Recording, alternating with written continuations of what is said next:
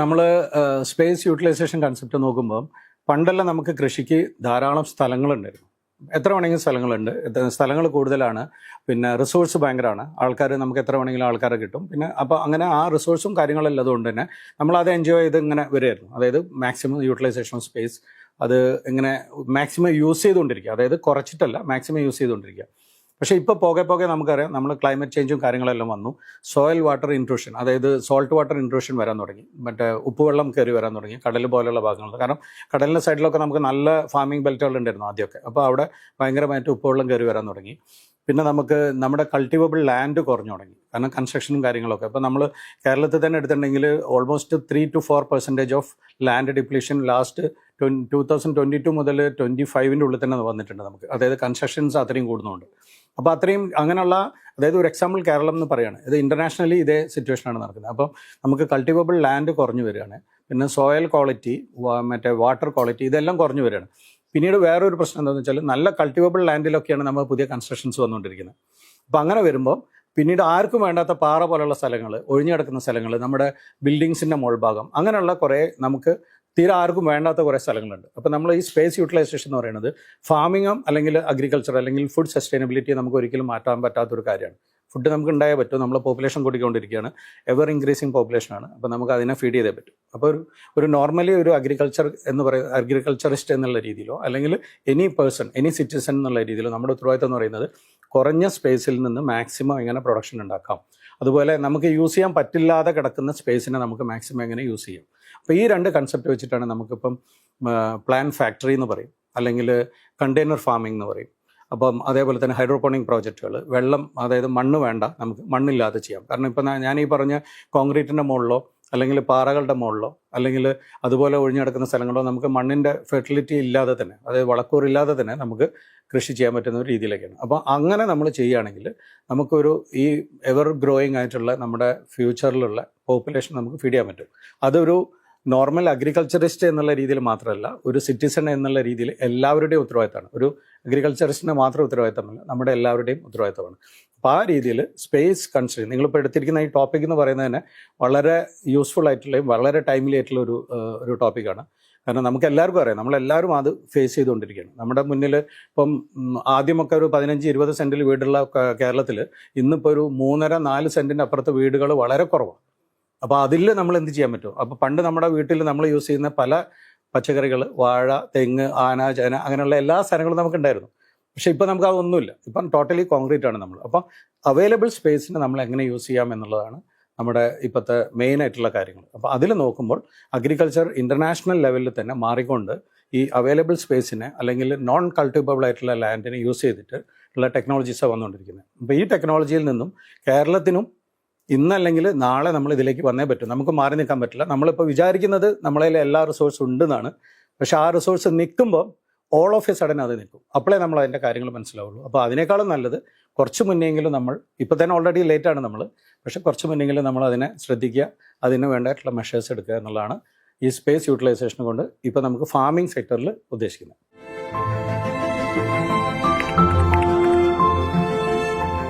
ചില cultivation practices like നമ്മളിപ്പോൾ ഒരു കണ്ടെയ്നർ ഫാമിംഗ് എന്ന് പറയുകയാണെങ്കിൽ, കണ്ടെയ്നർ ഫാമിംഗ് നമുക്കറിയാം, ഒരു 40 ഫീറ്റ് കണ്ടെയ്നർ അല്ലെങ്കിൽ ഒരു 20 ഫീറ്റ് കണ്ടെയ്നർ അതിൻ്റെ ഉള്ളിലാണ് നമ്മൾ ചെയ്യുന്നത്.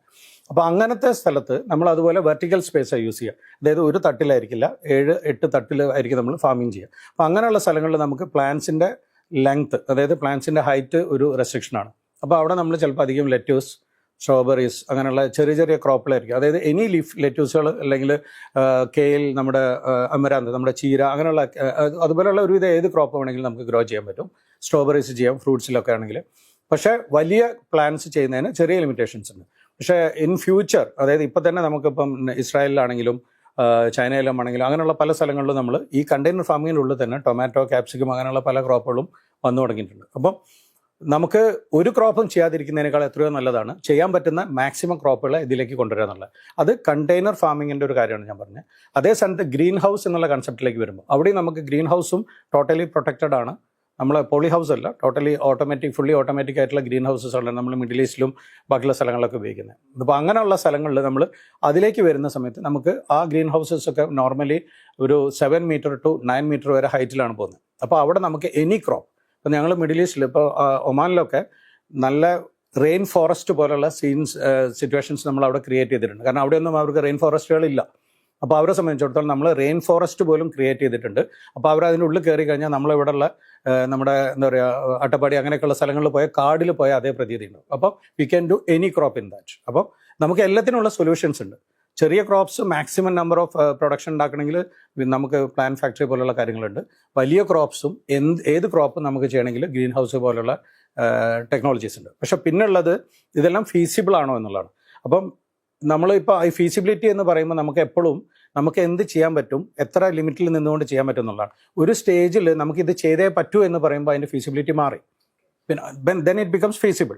നമ്മൾക്ക് പല സാധനങ്ങളും അങ്ങനെയാണല്ലോ. അപ്പോൾ ഇപ്പം നമുക്ക് ഓൾട്ടർനേറ്റീവ് ഓപ്ഷൻസ് ഉണ്ടെങ്കിൽ we can tell this is not feasible. But ഒരു ഓപ്ഷൻ ഇല്ല, നമ്മൾ അത് ചെയ്തേ പറ്റൂ എന്നൊരു സ്റ്റേജ് വരുമ്പോൾ ഇറ്റ് ബിക്കംസ് ഫീസിബിൾ. അപ്പോൾ ആ ഒരു സ്റ്റേജിലേക്ക് നമ്മൾ പോയിക്കൊണ്ടിരിക്കുകയാണ്.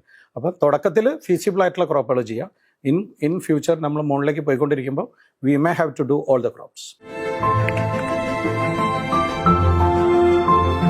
നോർമലി നമ്മുടെ പണ്ടുണ്ടായിരുന്ന കൃഷി രീതി എന്ന് പറയുന്നത് പ്ലാന്റിനെ നമ്മൾ മണ്ണിൽ വെക്കുന്നു, അതിന് വേണ്ട വെള്ളം, വളം, കാര്യങ്ങളെല്ലാം നടക്കുന്നു. അപ്പോൾ അത് നമ്മുടെ നോർമൽ സോയിൽ കൾട്ടിവേഷനാണ്. അപ്പോൾ അതിലുള്ള ഒരു പ്രത്യേകത എന്താണെന്ന് വെച്ചാൽ നമുക്ക് നമ്മൾ ചെയ്യുന്ന പ്രാക്ടീസസ് അതിൽ എന്തെങ്കിലും കുറച്ച് നമ്മുടെ ഭാഗത്തുനിന്ന് മിസ്റ്റേക്സ് വന്നാലും പ്ലാന്റ് അത് അഡ്ജസ്റ്റ് ആവും. കാരണം വെച്ചാൽ പ്ലാന്റിൻ്റെതായ റൂട്ട് സിസ്റ്റം ഉണ്ട്. അപ്പോൾ അത് നമ്മുടെ മണ്ണിൽ നിന്ന് വേണ്ട മൈക്രോ ന്യൂട്രിയൻസ്, മേജർ ന്യൂട്രിയൻസ് നമ്മളെപ്പോഴും സപ്ലൈ ചെയ്യും. Micro nutrients like zinc, manganese, copper, അങ്ങനെയുള്ള കുറേ മൈക്രോ ന്യൂട്രിയൻസ് ഉണ്ട്. അപ്പോൾ ഇതെല്ലാം അല്ലെങ്കിൽ നമ്മുടെ എന്താ പറയുക അങ്ങനെയുള്ള ക്രോപ്സുകളൊക്കെ മിനറൽ ന്യൂട്രിയൻസ് ഒക്കെ ഉള്ള, അപ്പോൾ ഇങ്ങനെയുള്ള ന്യൂട്രിയൻസ് ഒക്കെ നമുക്ക് അബ്സോർബ് ചെയ്യാൻ വേണ്ടിയിട്ട് പ്ലാന്റിന് പറ്റും, നമ്മൾ കൊടുത്തില്ലെങ്കിലും. കാരണം അതിൻ്റെ റൂട്ട് സിസ്റ്റത്തിലൂടെ അതിന് പോവാം. ഇപ്പോൾ ഈ പുതിയ സിസ്റ്റംസ് കൃഷി രീതികൾ വരുമ്പോൾ എല്ലാം നമ്മൾ ആർട്ടിഫിഷ്യലി കൊടുക്കുകയാണ്. അതായത് ഒരു പ്ലാന്റിന് വേണ്ട വളം, വെള്ളം, പിന്നെ ലൈറ്റ്, ഈവൻ ലൈറ്റ്. കാരണം അതാണ് ഇൻഡോറിൽ ചെയ്യാന്ന് പറയുമ്പോൾ LED ലൈറ്റ്സ് വെച്ചിട്ട് നമ്മൾ PAR എന്ന് പറയും, ഫോട്ടോസിന്തറ്റിക്കലി ആക്റ്റീവ് റേഡിയേഷൻ. അതാണ് അതിൻ്റെ ഒരു റേഞ്ച്. ആ റേഞ്ചിലാണ് നമ്മൾ പ്ലാന്റ്സിന് അത് ആവശ്യമുള്ള ലൈറ്റിൻ്റെ, നമ്മുടെ ടോട്ടൽ ലൈറ്റിൻ്റെ സ്പെക്ട്രത്തിൽ പ്ലാന്റിന് ആവശ്യമുള്ള റേഞ്ചാണത്. അപ്ലൈ ഫോട്ടോസിന്തസിസ് നടക്കുള്ളൂ. അപ്പോൾ ആ ലൈറ്റിനെ നമ്മൾ ആർട്ടിഫിഷ്യലി ക്രിയേറ്റ് ചെയ്തിട്ട് പ്ലാന്റിന് കൊടുക്കും. നമ്മൾ ടെമ്പറേച്ചർ കൺട്രോൾ ചെയ്യുന്നു. ഓരോ പ്ലാന്റിനും അതിൻ്റേതായ ടെമ്പറേച്ചർ ഉണ്ടാവും. ആ ടെമ്പറേച്ചർ നമ്മൾ കൊടുക്കുന്നു. കാർബൺ ഡൈ ഓക്സൈഡ് പ്ലാന്റിന് അത്യാവശ്യമാണ്. അപ്പോൾ നമ്മളൊരു എൻക്ലോസ്ഡ് ആയിട്ടുള്ള ഒരു സ്ഥലത്ത് നമ്മൾ ഫാം ചെയ്യുമ്പോൾ നമുക്ക് കാർബൺ ഡൈ ഓക്സൈഡ് കിട്ടില്ല പ്ലാന്റിന്. അപ്പോൾ അത് നമ്മൾ ആർട്ടിഫിഷ്യലി സപ്ലൈ ചെയ്യുന്നു. അപ്പോൾ ഇതെല്ലാം നമ്മൾ കൊടുത്തു കഴിഞ്ഞിട്ടുണ്ടെങ്കിൽ നോർമലി നമ്മൾ പുറത്തുനിന്ന് ഉണ്ടാക്കുന്ന ഏതൊരു ക്രോപ്പും ഏതൊരു സാധനവും അതിൻ്റെ അതേ ക്വാളിറ്റിയിലും കാര്യത്തിലും നമുക്ക് ഇൻറ്റീരിയറായിട്ടും ഉണ്ടാക്കാൻ പറ്റും. ഹൈഡ്രോപോണിക്സ് വളരെ സിമ്പിളാണ്. അതായത് നമുക്കൊരു പ്ലാന്റിന് ആവശ്യമായ, പണ്ടൊക്കെ നമ്മളൊരു പ്ലാന്റിന് ആവശ്യമാണ് എന്ത് പറയുമ്പോൾ നമ്മൾ പറയാം മണ്ണ് വേണം, വെള്ളം വേണം, വായു വേണം. ഇതാണ് നമ്മൾ പൊതുവേ നമ്മൾ കുട്ടിക്കാലം മുതലേ നമ്മൾ പഠിച്ച സ്കൂളിൽ നിന്നൊക്കെ നമുക്ക് പഠിക്കുന്നത് മണ്ണ് വേണം, വെള്ളം വേണം, വായു വേണം എന്നാണ്. അപ്പോൾ ഇതിൽ മണ്ണ് വേണം എന്നുള്ള കൺസെപ്റ്റ് ഇപ്പോൾ മാറി. മണ്ണ് വേണമെന്നില്ല, വായു തൽക്കാലം വേണം. കാരണം അതിന് പ്ലാന്റ്സിന് ആവശ്യമായ ഓക്സിജനും കാർബൺ ഡൈ ഓക്സൈഡും കാര്യങ്ങൾ കിട്ടാൻ. പിന്നെ വളം പ്ലാന്റിന് ആവശ്യമാണ്, മിനറൽ ന്യൂട്രിയൻസ് അതിനാവശ്യമാണ്. അപ്പം മണ്ണ് വേണം എന്നുള്ള കൺസെപ്റ്റ് മാറി. അപ്പോൾ ഹൈഡ്രോപോണിക്സ് എന്ന് പറഞ്ഞിട്ടുണ്ടെങ്കിൽ ഫാമിംഗ് വിത്തൗട്ട് സോയിലാണ്. അപ്പോൾ അതിൽ നമ്മൾ വെള്ളത്തിൽ തന്നെ ചെയ്യണമെന്നില്ല. അപ്പോൾ ഹൈഡ്രോപോണിക്സ് എന്നുള്ള ടേം വന്നത്, ഹൈഡ്രോ എന്ന് പറഞ്ഞാൽ വാട്ടറാണ്. പിന്നെ അപ്പോൾ അതിൽ നിന്നാണ് ടേം വന്നെങ്കിലും നമുക്കത് വെള്ളത്തിൽ തന്നെ ചെയ്യണം നിർബന്ധമില്ല. ഹൈഡ്രോപോണിക്സ് എന്ന് പറയുന്നത് നമുക്ക് any inert material which is not soil. അപ്പോൾ നമുക്ക് പ്ലാന്റിൻ്റെ ചിപ്സ് ആവാം, എക്സ്പാൻഡഡ് ക്ലേ പാർട്ടിക്കിൾസ് ആവാം, സ്റ്റോൺ ആവാം, പ്യുവർ സാൻഡ് ആവാം. പ്യുവർ സാൻഡ് അതായത് നമ്മളെ കടലിൽ നിന്ന് എടുക്കുന്ന പോലെ പക്ഷേ സോൾട്ട് ഇല്ലാത്ത പ്യുവർ സാൻഡ് ആവാം. പിന്നെ വെള്ളമാവാം, പിന്നെ കൊക്കോപീറ്റ് ആവാം. അപ്പോൾ അല്ലെങ്കിൽ നമുക്ക് പെർലൈറ്റ് എന്ന് പറയുന്ന സാധനം വരുന്നുണ്ട്. അപ്പോൾ അല്ലെങ്കിൽ റോക്ക് വൂൾ എന്ന് പറയുന്ന ഒരു മിനറൽ ഇതാണ്, അത് വരുന്നുണ്ട്. അപ്പോൾ ഇതുപോലെയുള്ള എന്ത് വേണമെങ്കിൽ ആവാം. ഈ എല്ലാ രീതിയിലൂടെയും നമ്മൾ ചെയ്യുമ്പം നമ്മൾ അതിലേക്ക് കൃത്യമായിട്ടുള്ള അതിൻ്റെ ഒരു ലിമിറ്റേഷൻ, ഹൈഡ്രോപോണിക്സിൻ്റെ ഒരു ലിമിറ്റേഷൻ എന്താണെന്ന് വെച്ചാൽ എന്ത് നമ്മൾ കൊടുക്കുന്നോ അതേ പ്ലാന്റിന് കിട്ടുള്ളൂ. ഇപ്പം ഞാൻ നേരത്തെ പറഞ്ഞ പോലെ നമ്മൾ കൊടുത്തില്ലെങ്കിലും പ്ലാന്റിന് മണ്ണിൽ എടുക്കാം, അത്യാവശ്യം വേണ്ട സാധനങ്ങൾ. അപ്പോൾ കുറച്ച് ദിവസത്തേക്കൊന്നും പ്രോബ്ലം ഇല്ല, പ്ലാന്റ് സസ്റ്റെയിൻ ചെയ്യും നമ്മൾ കൊടുത്തില്ലെങ്കിലും. ഇപ്പോൾ നമ്മുടെ വീടുകളിലൊക്കെ ചെടി നമ്മൾ കുറച്ച് ദിവസം നമ്മൾ വളമൊന്നും കൊടുത്തില്ലെങ്കിലും ഇറ്റ് വിൽ കം. പക്ഷേ ഈ ഹൈഡ്രോപോണിക്സിൻ്റെ കാര്യം എന്ന് വെച്ചാൽ നമ്മളൊരു കൺഫൈൻഡ് ആയിട്ടുള്ള റൂട്ട് സോണിലാണ് അതിനെ ചെയ്യുന്നത്. ഒന്നുകിൽ അതൊരു ബാഗിലായിരിക്കാം, അല്ലെങ്കിൽ ഒരു ട്രഫിലായിരിക്കാം, അല്ലെങ്കിൽ വെള്ളത്തിൽ ഡയറക്റ്റ് ആയിരിക്കാം. അപ്പോൾ ആ സമയത്ത് നമ്മൾ പ്ലാന്റിനുള്ള എല്ലാ ന്യൂട്രിയൻസും കൃത്യമായിട്ട് നമ്മൾ കൊടുക്കണം. അത് കൊടുത്തില്ലെങ്കിലുള്ള പ്രശ്നം എന്ന് വെച്ചാൽ പ്ലാന്റിന് ഇമ്മീഡിയറ്റ് ആയിട്ട് പ്ലാന്റ് റിസൾട്ട് കാണിക്കും. അതായത് പ്ലാന്റിൽ യെല്ലോയിഷ് കളർ വരാം, പ്ലാന്റ് പെട്ടെന്ന് പോകും. കാരണം നമ്മൾ കൊടുത്തില്ലെങ്കിൽ പ്ലാന്റിന് കിട്ടാനില്ല. ആ റൂട്ടിൽ നമ്മൾ എന്ത് കൊടുക്കുന്നു അതേ പ്ലാന്റിന് കിട്ടുള്ളൂ. അപ്പം അത് ഇതിൻ്റെ ഒരു അഡ്വാൻറ്റേജും ആണ്. കാരണം കൃത്യമായിട്ട് പ്ലാന്റിന് എന്ത് വേണമെന്ന് അറിഞ്ഞ് കൊടുത്താൽ we will get the best yield.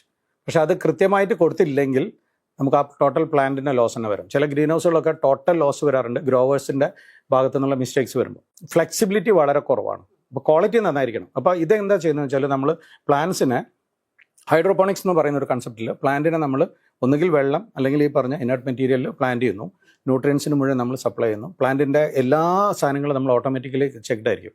പ്ലാന്റിൻ്റെ സൈഡിലുള്ള അതിൻ്റെ pH, ആൽക്കലൈനിറ്റി, അസിഡിറ്റി അല്ല ആൽക്കലൈനിറ്റി, അതുപോലെ പ്ലാന്റിൻ്റെ ന്യൂട്രിയൻസ് എങ്ങനെയാണ്, പ്ലാന്റിൽ എത്ര മോയ്സ്ചർ അല്ലെങ്കിൽ എത്ര ഈർപ്പം ആ സമയത്ത് പ്ലാന്റിൽ നിലവിലുണ്ട്, ഇതെല്ലാം നമ്മൾ കണക്ട് ചെയ്തിട്ട് നമ്മൾ സെൻസർ വെച്ചിട്ട് ചെയ്തിട്ടുണ്ടാവും. അപ്പം നമ്മൾക്ക് ഒരാൾക്ക്, ഇപ്പം ഞാൻ എന്നെ സംബന്ധിച്ചിടത്തോളം, ഞാൻ ഇവിടെ ഇരുന്നിട്ട് എൻ്റെ ഒരു ഫാം ഇപ്പം മസ്കറ്റിൽ വർക്ക് ചെയ്യുന്നുണ്ടെങ്കിൽ എനിക്ക് എൻ്റെ ഫോണിൽ അതിൻ്റെ എല്ലാ ആക്ടിവിറ്റീസും കാണാൻ പറ്റും. ആ രീതിയിലേക്ക് നമ്മൾ നമ്മുടെ ഫാമിംഗ് മാറി വരികയാണ്. അപ്പോൾ അതാണ് ഹൈഡ്രോപോണിക്സ് എന്ന് പറയുന്നത്. അതായത് പ്ലാന്റിൽ മണ്ണില്ലാതെ എനി ഇന്നർട്ട് മെറ്റീരിയലിൽ നമ്മൾ പ്ലാന്റ് ചെയ്യുന്നു എന്നുള്ളതാണ് ഹൈഡ്രോപോണിക്സ്. ഇപ്പോൾ നമ്മൾ സ്പേസിന് ലാഭിക്കുന്ന പറയുന്നത്, അതായത് ഇപ്പോൾ നമുക്ക് നോർമലി നമ്മളൊരു പ്ലാന്റിന് വെച്ച് കഴിഞ്ഞിട്ടുണ്ടെങ്കിൽ നമ്മൾ പറയുക ആ പ്ലാന്റിന് ഇത്ര സ്പേസിങ് കൊടുക്കുന്നു. അതായത് അത് നമുക്ക് അത്രയും സ്പേസ് അവൈലബിൾ ആണ്. അപ്പോൾ ആ പ്ലാന്റിന് വളരാനുള്ള അല്ലെങ്കിൽ ആ പ്ലാന്റിന് ബ്രാഞ്ച് ഔട്ട് ചെയ്യാനുള്ള സ്ഥലങ്ങളൊക്കെ വെച്ചിട്ടാണ് സ്പേസിങ് കൊടുക്കുന്നത്. ഹൈഡ്രോപോണിക്സിലാണെങ്കിൽ നമ്മളൊരു കൺഫൈൻഡ് ആയിട്ടുള്ള ബാഗ്, നോർമലി നമുക്കൊരു ഗ്രോ ബാഗ്സ് ആണെങ്കിൽ കമേഴ്ഷ്യൽ പ്രൊഡക്ഷൻ ഒക്കെ ചെയ്യുമ്പോൾ നമ്മൾ ഗ്രോ ബാഗ് എന്ന് പറയുന്നത് 1 മീറ്റർ ലോങ്, ഓൾമോസ്റ്റ് ഒരു 15 സെൻറ്റിമീറ്റർ വിഡ്ത്ത് അല്ല ഹൈറ്റ്, ഒരു 20 സെൻറ്റിമീറ്റർ വൈഡ് ആയിട്ടുള്ള ഗ്രോ ബാഗ്സ് ആണ്. അതിൽ നമുക്ക് 3 മുതൽ 4 വരെ, ഇപ്പോൾ ടൊമാറ്റോ ആണെങ്കിൽ അല്ലെങ്കിൽ ക്യാപ്സിക്കം അതൊക്കെ ആണെങ്കിൽ 3 മുതൽ 4 ക്രോപ്പ് വരെ ചെയ്യാം. ഈവൻ കുക്കുംബർ ആണെങ്കിലും അത്ര തന്നെ ചെയ്യാം. അപ്പം അത്രയും ഏരിയയിലാണ് നമ്മൾ ചെയ്യുന്നത്. അതായത് 1 മീറ്റർ ഇത്രയെന്ന് പറയുമ്പോൾ നമ്മുടെ അത്രയും കുറഞ്ഞ ഏരിയ ആണ്. അപ്പോൾ അത്രയും കുറഞ്ഞ ഏരിയ മതി. അതായത് അത് എന്തുകൊണ്ടാണെന്ന് വെച്ചാൽ ഈ പ്ലാന്റ്സിൻ്റെ റൂട്ടിന് കൂടുതൽ ഏരിയയിൽ പോകണ്ട. We are giving every nutrients which is required for them. അപ്പോൾ അതുകൊണ്ട് തന്നെ പ്ലാന്റ്സിൻ്റെ റൂട്ട് കൺഫൈൻഡ് ആണ്. അത്രയും ഏരിയയിലാണ് പ്ലാന്റിൻ്റെ റൂട്ട് നിൽക്കുന്നത്. അപ്പോൾ അതിന് കുറേ ദൂരത്തേക്കൊന്നും പോകേണ്ട ആവശ്യമില്ല. We are giving everything. അപ്പോൾ ആ രീതിയിൽ നമുക്ക് അതിനെ സ്പേസ് സേവ് ചെയ്യാൻ പറ്റും. തീരെ വേണ്ടെന്നല്ല, കാരണം പ്ലാന്റ്സിന് വേണ്ട ലൈറ്റ് അപ്പോൾ നമുക്ക് അവിടെയും നമുക്ക് ചെയ്യാൻ പറ്റും. കാരണം ഒന്ന് നമ്മൾ സ്പേസിംഗ് എല്ലാം പറഞ്ഞു തരുന്നത്, ഒന്ന് റൂട്ട്സിന് മാക്സിമം ഏരിയയിൽ പോകാൻ വേണ്ടിയിട്ട്, 2 പ്ലാന്റിലേക്ക് ഇനഫ് ലൈറ്റ് കിട്ടുക എന്നുള്ളതാണ്. അപ്പോൾ നമ്മളിപ്പോൾ ഇൻഡോർ ആയിട്ട് ചെയ്യുകയാണെങ്കിൽ നമ്മൾ ആ ലൈറ്റ് നമ്മൾ ആർട്ടിഫിഷ്യലി കൊടുക്കുകയാണെങ്കിൽ എത്ര വേണമെങ്കിലും നമുക്ക് അടുപ്പിക്കാം. ലൈറ്റ് കൊടുക്കും, LED ലൈറ്റുകൾ നമ്മൾ എല്ലാ ഭാഗത്തുനിന്നും കൊടുക്കും. അപ്പോൾ അങ്ങനെ കൊടുത്തു കഴിഞ്ഞാൽ നമുക്ക് പ്ലാന്റിനെ എത്ര വേണം അടുപ്പിക്കാം. പിന്നെ 2 പ്ലാന്റ് തമ്മിൽ തട്ടാതിരിക്കാനും എന്ത് ടൈപ്പ് ഓഫ് ഫ്രൂട്ടാണ് അതിനെ ബേസ് ചെയ്തിട്ടുള്ള ഒരു സ്പേസിങ് മാത്രം മതി നമുക്ക്. ബാക്കി ലൈറ്റിനെ എല്ലാം നമ്മൾ അഡീഷണലി കോംപ്ലിമെൻ്ററി ആയിട്ട് നമ്മൾ സപ്ലൈ ചെയ്യുകയാണ് ചെയ്യുന്നത്. ഓരോ കൃഷി രീതി പോലെയാണ്. ഇപ്പോൾ ഹൈഡ്രോപോണിക്സിൽ നമ്മളിപ്പോൾ ടൊമാറ്റോ എടുക്കുകയാണെങ്കിൽ, ഇപ്പോൾ ടൊമാറ്റോ എടുക്കുകയാണെങ്കിൽ നമ്മൾ നോർമലി നമ്മൾ ഓപ്പൺ ഫീൽഡിലോ അല്ലെങ്കിൽ നമ്മുടെ ഫീൽഡിലോ ഒക്കെ ചെയ്യുമ്പോൾ നമുക്ക് കിട്ടുന്ന ഒരു ഈൽഡ് എന്ന് പറയുന്നത് ഒരു 6 മുതൽ 10 ടൺ വരെയൊക്കെയാണ് ഒരു ഹെക്ടറിന്. അതായത് ഒരു ഹെക്ടറാണ്, ഞാൻ ഏക്കറല്ല പറയുന്നത്, ഹെക്ടറാണ്. ഒരു ഹെക്ടർ എന്ന് പറയുന്നത് 2.54 ഏക്കേഴ്സാണ്. ഒരു മീറ്റർ സ്ക്വയർ എടുക്കുകയാണെങ്കിൽ നമുക്ക് അതിൽ നിന്ന് ഒരു 6 കിലോ ആണ് നമുക്ക് കിട്ടുക. 6 മുതൽ 8 കിലോ ആണ് നമുക്ക് ടൊമാറ്റോ ഒക്കെ ആണെങ്കിൽ കിട്ടുക. ഹൈഡ്രോപോണിക്സിൽ നമുക്ക് 2 റീസണാണ്. അതിൽ ഓപ്പൺ ഫീൽഡ് ടൊമാറ്റോസിന് അല്ലെങ്കിൽ ക്രോപ്പിൻ്റെ ഒരു ലിമിറ്റേഷൻ എന്ന് പറയുന്നത് സീസണാലിറ്റി വലിയൊരു പ്രശ്നമാണ്. ഇപ്പോൾ നമ്മൾ കേരളത്തിൽ എടുക്കുകയാണെങ്കിൽ നമുക്ക് ഏറ്റവും വലിയ പ്രശ്നം എന്ന് പറയുന്നത്, ഒന്ന് ലാൻഡ് കുറഞ്ഞു വരുന്നു എന്നുള്ളതാണ്. 2 നമുക്ക് ഹൈ ആയിട്ടുള്ള റെയിൻഫോൾ ഉണ്ട്. അപ്പോൾ ഈ റെയിൻഫോൾ ഉള്ള സമയത്ത് നമുക്ക് പല ക്രോപ്സും ചെയ്യാൻ പറ്റില്ല, കാരണം ഡിസീസ് വരും. അപ്പോൾ അങ്ങനെ പറ്റും. പക്ഷേ ഈ കൺട്രോൾഡ് ആയിട്ട് നമ്മൾ ചെയ്യുമ്പോൾ നമുക്ക് അതൊരു പ്രശ്നമല്ല. അപ്പോൾ ഇറസ്പെക്റ്റീവ് ഓഫ് ദ സീസൺ നമുക്ക് ഇയർ റൗണ്ട് ആയിട്ട് ക്രോപ്പ് ചെയ്യാൻ പറ്റും. അപ്പോൾ ഇയർ റൗണ്ട് ആയിട്ട് ക്രോപ്പ് ചെയ്യാൻ പറ്റുമ്പോൾ നമുക്കൊരു മൾട്ടിപ്പിൾ ക്രോപ്പ് സൈക്കിൾ കൂടുതൽ കിട്ടും. അപ്പോൾ അതും ഒരു റീസണാണ്. പിന്നെ രണ്ടാമത്തേത് ഞാൻ നേരത്തെ പറഞ്ഞ പോലെ നമ്മൾ കൃത്യമായ ന്യൂട്രിയൻസ് ആണ് കൊടുക്കുന്നത്. കൃത്യമായിട്ട് ന്യൂട്രിയൻസും കൃത്യമായ ലൈറ്റും കാർബൺ ഡൈ ഓക്സൈഡും നമ്മൾ കൊടുത്തു കഴിഞ്ഞാൽ പ്ലാന്റ് വെരി ഹാപ്പിയാണ്. അപ്പോൾ പ്ലാന്റ് ഹാപ്പിയാന്ന് പറഞ്ഞാൽ അതിൻ്റെ റിസൾട്ട് എന്ന് പറയുന്നത് മാക്സിമം പ്രൊഡക്ഷനാണ്. അപ്പോൾ നമുക്ക് ആ രീതിയിലും നമുക്ക് പ്രൊഡക്ഷൻ കിട്ടും. അപ്പം നോർമലി നമ്മൾ ഗ്രീൻ ഹൗസുകളിൽ ഇപ്പോൾ ടൊമാറ്റോ ഒക്കെ ആണെങ്കിൽ നമുക്കൊരു എക്സാമ്പിളാണ് ഞാൻ പറയുന്നത്. ടൊമാറ്റോ ഗ്രീൻ ഹൗസ് പുറത്ത് ചെയ്യുമ്പോൾ 6 മുതൽ 10 kg/m² കിട്ടുകയാണെങ്കിൽ നമ്മൾ ഗ്രീൻ ഹൗസിൻ്റെ ഉള്ളിൽ ചെയ്യുമ്പോൾ നമുക്ക് 25 മുതൽ 40 kg/m² ആണ് നമ്മുടെ പ്രൊഡക്ഷൻ കിട്ടുന്നത്. അപ്പോൾ ഓൾമോസ്റ്റ് നമുക്കൊരു 4 times ഹയർ പ്രൊഡക്ഷനാണ്. അപ്പോൾ അതിൻ്റെ ഒരു പ്രൊഡക്ഷൻ കോസ്റ്റിൽ ഇൻക്രീസ് വരുന്നുണ്ട്. പക്ഷേ എന്നാലും അത് ഗോയിങ് ഫോർവേഡ് നമുക്ക് ഈ പറയുന്ന ഹൈ ഈൽഡ് വെച്ചിട്ട് പെട്ടെന്ന് തന്നെ കറക്റ്റ് ചെയ്യാൻ പറ്റും. അപ്പോൾ നല്ല ഒരു 4 to 5 ടൈംസിൻ്റെ പ്രൊഡക്ഷൻ നമുക്ക് ടൊമാറ്റോസിലൊക്കെ ആണെങ്കിൽ കിട്ടുന്നുണ്ട്, ക്യാപ്സിക്കം ടൊമാറ്റോയിലൊക്കെ ആണെങ്കിൽ. ലെറ്റ്യൂസ് നമ്മൾക്ക് ഞാൻ നേരത്തെ പറഞ്ഞു നമ്മുടെ ഈ കണ്ടെയ്നർ ഫാമിംഗ് അല്ല, ടോട്ടലി എൻക്ലോസ് ചെയ്തിട്ടുള്ള കണ്ടെയ്നർ ഫാമിങ്ങിൽ ചെയ്യാൻ പറ്റും. അപ്പോൾ കണ്ടെയ്നർ ഫാമിങ്ങിലൊക്കെ ചെയ്യുകയാണെങ്കിൽ ഒരു 40 feet കണ്ടെയ്നർ എന്ന് പറയുന്നത് ഓൾമോസ്റ്റ് ഒരു 320 square feet ഏരിയയാണ് നമ്മൾ ഉപയോഗിക്കുന്നത്. അപ്പോൾ ഈ 320 square feet ഏരിയ എന്നുള്ള പ്രൊഡക്ഷൻ നമുക്ക് ഏകദേശം 2 മുതൽ 3 ഏക്കർ ലാൻഡിൽ നിന്ന് കിട്ടുന്ന പ്രൊഡക്ഷന് ഈക്വലൻ്റ് ആണ്. അപ്പോൾ അതിൻ്റെ റീസൺ എന്താണെന്ന് വെച്ചാൽ ഞാൻ നേരത്തെ പറഞ്ഞ പോലെ ലെറ്റ്യൂസ് എന്ന് പറയുന്നത് ഒരു ഷോർട്ട് ടൈം ക്രോപ്പാണ്. കൂടിപ്പോയാൽ നമുക്കൊരു 20-25 ദിവസം, അതിൽ നമ്മൾ കണ്ടെയ്നർ ഇതിലേക്ക് വരുമ്പോൾ നമുക്ക് അതിലും കുറവാണ്, 15 മുതൽ 20 ദിവസത്തിൽ ചെയ്യാൻ പറ്റുന്നുണ്ട്. അപ്പോൾ നമുക്ക് നോർമലി ഓപ്പൺ ഫീൽഡിൽ ചെയ്യുമ്പോൾ 2-3 സീസണേ മാക്സിമം ചെയ്യാൻ പറ്റുള്ളൂ. ഇവിടേക്ക് വരുമ്പോൾ നമുക്ക് ഓൾമോസ്റ്റ് 8 മുതൽ 12 സീസൺ വരെ ക്രോപ്പ് ചെയ്യാൻ പറ്റും. അപ്പോൾ അതിൽ തന്നെ നമുക്ക് അത്രയും മൾട്ടിപ്ലിക്കേഷൻ വന്നു. പിന്നെ നോർമലി നമ്മൾ പുറത്ത് ചെയ്യുമ്പോൾ ഒരൊറ്റ ലെയറിലാണ് ചെയ്യുന്നത്. ഇവിടെ നമുക്ക് 6 മുതൽ 8 ലെയർ വരെ ചെയ്യാം. പിന്നെ ഇപ്പം സിംഗപ്പൂരിലൊക്കെ ഓൾമോസ്റ്റ് 40 ലെയർ വരെയുള്ള ഫാമിംഗ് പ്രോജക്റ്റുകൾ വന്നു തുടങ്ങി. അതായത് വലിയ നമ്മൾ ഗോഡൗണുകൾ എടുത്തിട്ട് അത് മുഴുവൻ കൺവേർട്ട് ചെയ്തിട്ട്. കാരണം ഞാൻ നേരത്തെ പറഞ്ഞ പോലെ ലൈറ്റും കാര്യങ്ങളെല്ലാം നിങ്ങൾ കൊടുക്കുകയാണെങ്കിൽ എത്ര മുകളിലേക്ക് പോയാലും ഒരു കുഴപ്പമില്ല. നമ്മൾ ബുർജ് ഖലീഫ പോലുള്ള ഒരു ഏരിയയിൽ വേണമെങ്കിലും നമുക്ക് ഫാം ചെയ്യാം. മുകളിലേക്ക് എത്ര വേണമെങ്കിലും പോവാം, ഒരു പ്രശ്നമില്ല. Provided each and every plan should get the required light, നമ്മുടെ വെള്ളം കിട്ടണം, മറ്റേ കാർബൺ ഡയോക്സൈഡ് കിട്ടണം, കാര്യങ്ങളുള്ളൂ. അപ്പോൾ എത്ര വേണമെങ്കിലും. അപ്പോൾ ആ കൺഫൈൻഡ് ഏരിയയിൽ നിന്ന് നമുക്ക് ഹൈ പ്രൊഡക്ഷൻ കൊടുക്കാൻ പറ്റും ഇതേപോലെയുള്ള എൻക്ലോസ്ഡ് പ്രോജക്ട്സുകളും. അതിനെ നമ്മൾ CA എന്നൊക്കെ പറയും, അതായത് കൺട്രോൾഡ് എൻവയോൺമെൻറ്റൽ അഗ്രികൾച്ചർ എന്നാണ് അതിന് പറയുക. അപ്പോൾ അങ്ങനെയുള്ള സിസ്റ്റം വരുമ്പോൾ നമുക്ക് ഭയങ്കര ഹൈ പ്രൊഡക്ഷൻ ആയിരിക്കും. എയറോപോണിക് എന്ന് പറയുന്ന സിസ്റ്റം ഏറ്റവും ലേറ്റസ്റ്റ് അതായത് ഏറ്റവും ഹൈ എൻഡിലേക്ക് ഉപയോഗിക്കേണ്ട ഒരു സാധനമാണ്. എയറോപോണിക്സ് നമ്മൾ കണ്ടുപിടിച്ച തന്നെ നാസയുടെ ഒരു ടെക്നോളജി എന്നാണ് ഈ എയറോപോണിക്സ് വന്നത്. അതായത് നമ്മൾക്ക് ഇവിടുന്ന് സ്പേസിലേക്ക് യാത്രക്കാർ പോകുന്ന സമയത്ത് അവർക്ക് ഇവിടുന്ന് നമ്മുടെ പോലെ ഫുഡ് കൊണ്ടുപോകാനുള്ള പ്രൊവിഷൻ ഇല്ല. കാരണം അവർക്ക് each and every gram counts. അപ്പോൾ അങ്ങനെയുള്ള സമയത്ത് അവർ ഈ ലെറ്റസിൻ്റെയൊക്കെ സീഡ് കൊണ്ടുപോയിട്ട് അവിടെ, അപ്പോൾ അതേപോലെ തന്നെ അവിടെ എത്തിക്കഴിഞ്ഞാൽ നമ്മൾ സാധാരണ ഇവിടെ ചെയ്യുന്ന പോലെ കൃത്യമായ വെള്ളവും കാര്യങ്ങളൊന്നും കൊടുക്കാനും പറ്റില്ല. ബിക്കോസ് വെള്ളം അത്രയും അവിടെ ലിമിറ്റഡ് ആയിട്ടുള്ള ഒരു ഫാക്ടറാണ്. അപ്പോൾ അവർ അതിൻ്റെ ഒരു ടെക്നോളജി ആയിരുന്നു. അതായത് ഈ വെള്ളം നമ്മൾ നേരിട്ട് ഒഴിച്ചു കൊടുക്കുന്നതിന് പകരം എങ്ങനെ സ്പ്രേ ചെയ്യാൻ പറ്റുകയാണെങ്കിൽ how can it can be converted എന്നുള്ള ഒരു കൺസെപ്റ്റിലാണ്, നാസയുടെ ഒരു ട്രയലിൻ്റെ ബേസിസിലാണ് നമുക്ക് ഈ എയറോപോണിക്സ് വന്നത്. ഇപ്പോൾ ഈ എയറോപോണിക്സിൽ എന്ന് പറഞ്ഞാൽ പ്ലാന്റിൻ്റെ അവിടെയാണ് നമ്മൾ ഇനി നെക്സ്റ്റ് ലെവൽ കൺസെപ്റ്റ് വരുന്നത്. അതായത് നമ്മൾ ഇത്രയും കാലം വിചാരിച്ചത് പ്ലാന്റിനെ താങ്ങി നിർത്താൻ, നമ്മുടെ ഹൈഡ്രോപോണിക്സിൽ പറയുമ്പോൾ പ്ലാന്റിനെ താങ്ങി നിർത്താൻ നമുക്ക് എന്തെങ്കിലും ഒന്ന് വേണം. ഒന്നുകിൽ വെള്ളം, അതിൽ നിൽക്കുന്ന എന്തെങ്കിലും ഒന്ന്, പിന്നെ അല്ലെങ്കിൽ ഈ പറയുന്ന നമ്മുടെ കൊക്കോ പീറ്റ് അങ്ങനെയുള്ള എന്തെങ്കിലും മീഡിയ വേണമായിരുന്നു. പക്ഷേ ഈ എയറോപോണിക് കൺസെപ്റ്റിൽ പ്ലാന്റ് ഒരു സ്റ്റാൻഡിൽ നിൽക്കും. ഇപ്പോൾ റൂട്ട് ഫുള്ളി എയറിൽ ഹാങ് ചെയ്യും. ഈ 2 ഭാഗത്തുനിന്ന് ഒരു പർട്ടിക്കുലർ ഇൻ്റർവെല്ലിൽ ന്യൂട്രിയൻ സ്പ്രേ റൂട്ട്സിലേക്ക് കൊടുക്കും. അവിടെ ഇമ്പോർട്ടൻ്റ് ആയിട്ട് ശ്രദ്ധിക്കേണ്ട കാര്യം, റൂട്ട്സ് ഒരിക്കലും ഡ്രൈ ആയിട്ട് പോകരുത്. അപ്പോൾ നമ്മൾ ആ ടൈമിംഗ് ഒക്കെയാണ് നമ്മുടെ അതിൻ്റെ പ്രൊഫഷണലിസം എന്ന് പറയുന്നത്. ഇത്ര ടൈമിൽ കൊടുക്കുക, ഏത് ന്യൂട്രിയൻസ് കൊടുക്കുക. അപ്പോൾ അങ്ങനെ കൊടുത്തു കഴിഞ്ഞിട്ടുണ്ടെങ്കിൽ ഓൾമോസ്റ്റ് നമുക്ക് 95 to 98% വാട്ടർ സേവിംഗ് ആണ്. കാരണം വെള്ളം എവിടെയും പോകുന്നില്ല, ഇവോപ്പറേഷൻ ലോസ് പോലും ഇല്ല. ബിക്കോസ് നമ്മൾ the moment it sprays plant അതിനെ അബ്സോർബ് ചെയ്യും. കാരണം പ്ലാന്റിന് വേറെ ഓപ്ഷൻ ഒന്നുമില്ല, പ്ലാന്റ് അത് അബ്സോർബ് ചെയ്യും. അപ്പോൾ ആ കൺസെപ്റ്റാണ് ഇപ്പോൾ എയറോപോണിക്സ് എന്ന് വന്നിരിക്കുന്നത്. എയറോപോണിക്സിൽ നമ്മൾ കുറേ ക്രോപ്സ് തുടങ്ങിയിട്ടുണ്ട്. ഇപ്പോൾ നമ്മൾ ബേബി ടൊമാറ്റോസ്, ബേബി പൊട്ടാറ്റോസ്, അതുപോലെ പല ക്രോപ്സും, ഇപ്പോൾ ലെറ്റ്യൂസും, ഇതൊക്കെ നമ്മളിപ്പോൾ എയറോപോണിക്സിലേക്ക് തുടങ്ങിയിട്ടുണ്ട്. പല സ്ഥലത്തും നമ്മൾ മിഡിൽ ഈസ്റ്റിലൊക്കെ കുറേ പ്രോജക്ട്സുകൾ എയറോപോണിക്സിൽ വന്നു കഴിഞ്ഞു. അപ്പോൾ ഫുള്ളി അതിനൊരു കമേഴ്ഷ്യലൈസ് ചെയ്തിട്ടില്ല. കാരണം അതിൻ്റെ കൾട്ടിവേഷൻ പ്രാക്ടീസസ് കുറച്ച് ഡിഫിക്കൽട്ടാണ്. അപ്പോൾ അതുകൊണ്ട്, പക്ഷേ സ്റ്റിൽ അത് നമ്മൾ ഫ്യൂച്ചറിലേക്കുള്ള ഒരു വലിയ മൂവ്മെൻ്റ് ആണ്. ഹൈഡ്രോപോണിക്സ് ആണെങ്കിലും ഹൈഡ്രോപോണിക്സിൽ നമുക്ക് രണ്ട് സിസ്റ്റം ഉണ്ട്. ഒന്ന് ക്ലോസ്ഡ് സിസ്റ്റം, 2 ഓപ്പൺ സിസ്റ്റം എന്ന് പറയും. ഈ ഓപ്പൺ സിസ്റ്റം എന്ന് പറയുന്നത് നമ്മൾ ഏതൊരു ഫാമും തുടക്കത്തിൽ കമേഴ്ഷ്യലായിട്ട് ചെയ്യുമ്പോൾ, കാരണം ഇനിഷ്യൽ ഇൻവെസ്റ്റ്മെൻറ്റ് ക്യാപിറ്റൽ ഭയങ്കര കൂടുതലാണ് ഈ ഹൈഡ്രോപോണിക്സുകളൊക്കെ നമ്മുടെ പ്രോജക്റ്റുകൾ ചെയ്യുമ്പോൾ, കമേഴ്ഷ്യൽ പ്രോജക്റ്റ് ചെയ്യുമ്പോൾ. അപ്പോൾ അവിടെ നമുക്ക് റിസ്ക് ഫാക്ടർ ഭയങ്കര ഇമ്പോർട്ടൻ്റ് ആണ്. അപ്പോൾ നമ്മൾ നോർമലി നമ്മൾ എന്ത് പറയുന്നത് വെച്ചാൽ, ഒരു ഫസ്റ്റ് ഇയറിൽ നമ്മളൊരു ഓപ്പൺ സിസ്റ്റത്തിലേക്ക് പോകാൻ പറയും. ഓപ്പൺ സിസ്റ്റം എന്ന് പറഞ്ഞിട്ടുണ്ടെങ്കിൽ നിങ്ങൾ നോർമലി സാധാരണ നമ്മൾ കൃഷി ചെയ്യുന്ന പോലെ തന്നെ പ്ലാന്റ്സിൻ്റെ ഭാഗത്തേക്ക് പ്ലാന്റ്സിന് നമ്മൾ വെള്ളം കൊടുക്കുന്നു. ഈ വെള്ളം പ്ലാന്റ്സിന് എടുത്തിട്ട് ബാക്കിയുള്ള എത്രയും വെള്ളം നമ്മൾ മണ്ണിലേക്ക് പോകുന്നു. അതേപോലെ അത് മണ്ണിലേക്ക് പോകാം, അല്ലെങ്കിൽ ഈ മീഡിയയിലേക്ക് പോകാം. അപ്പോൾ അത് നമ്മൾ കളയുന്നു. അപ്പോൾ നമുക്കിപ്പോൾ ഒരു ഏറ്റവും മിനിമം ഈ ഹൈഡ്രോപോണിക്സ് ചെയ്യുമ്പോൾ നമുക്കൊരു 30% വാട്ടർ നമുക്ക് പുറത്ത് പോകുന്നുണ്ട്. നമ്മൾ പ്ലാന്റിന് കൊടുക്കുന്നതിൽ 70% പ്ലാന്റ് അബ്സോർബ് ചെയ്തിട്ട് 30% ഡ്രെയിൻ ആണ്. അപ്പോൾ ഈ 30% ഡ്രെയിൻ എന്ന് പറയുന്നത് 30% ഫെർട്ടിലൈസറാണ്.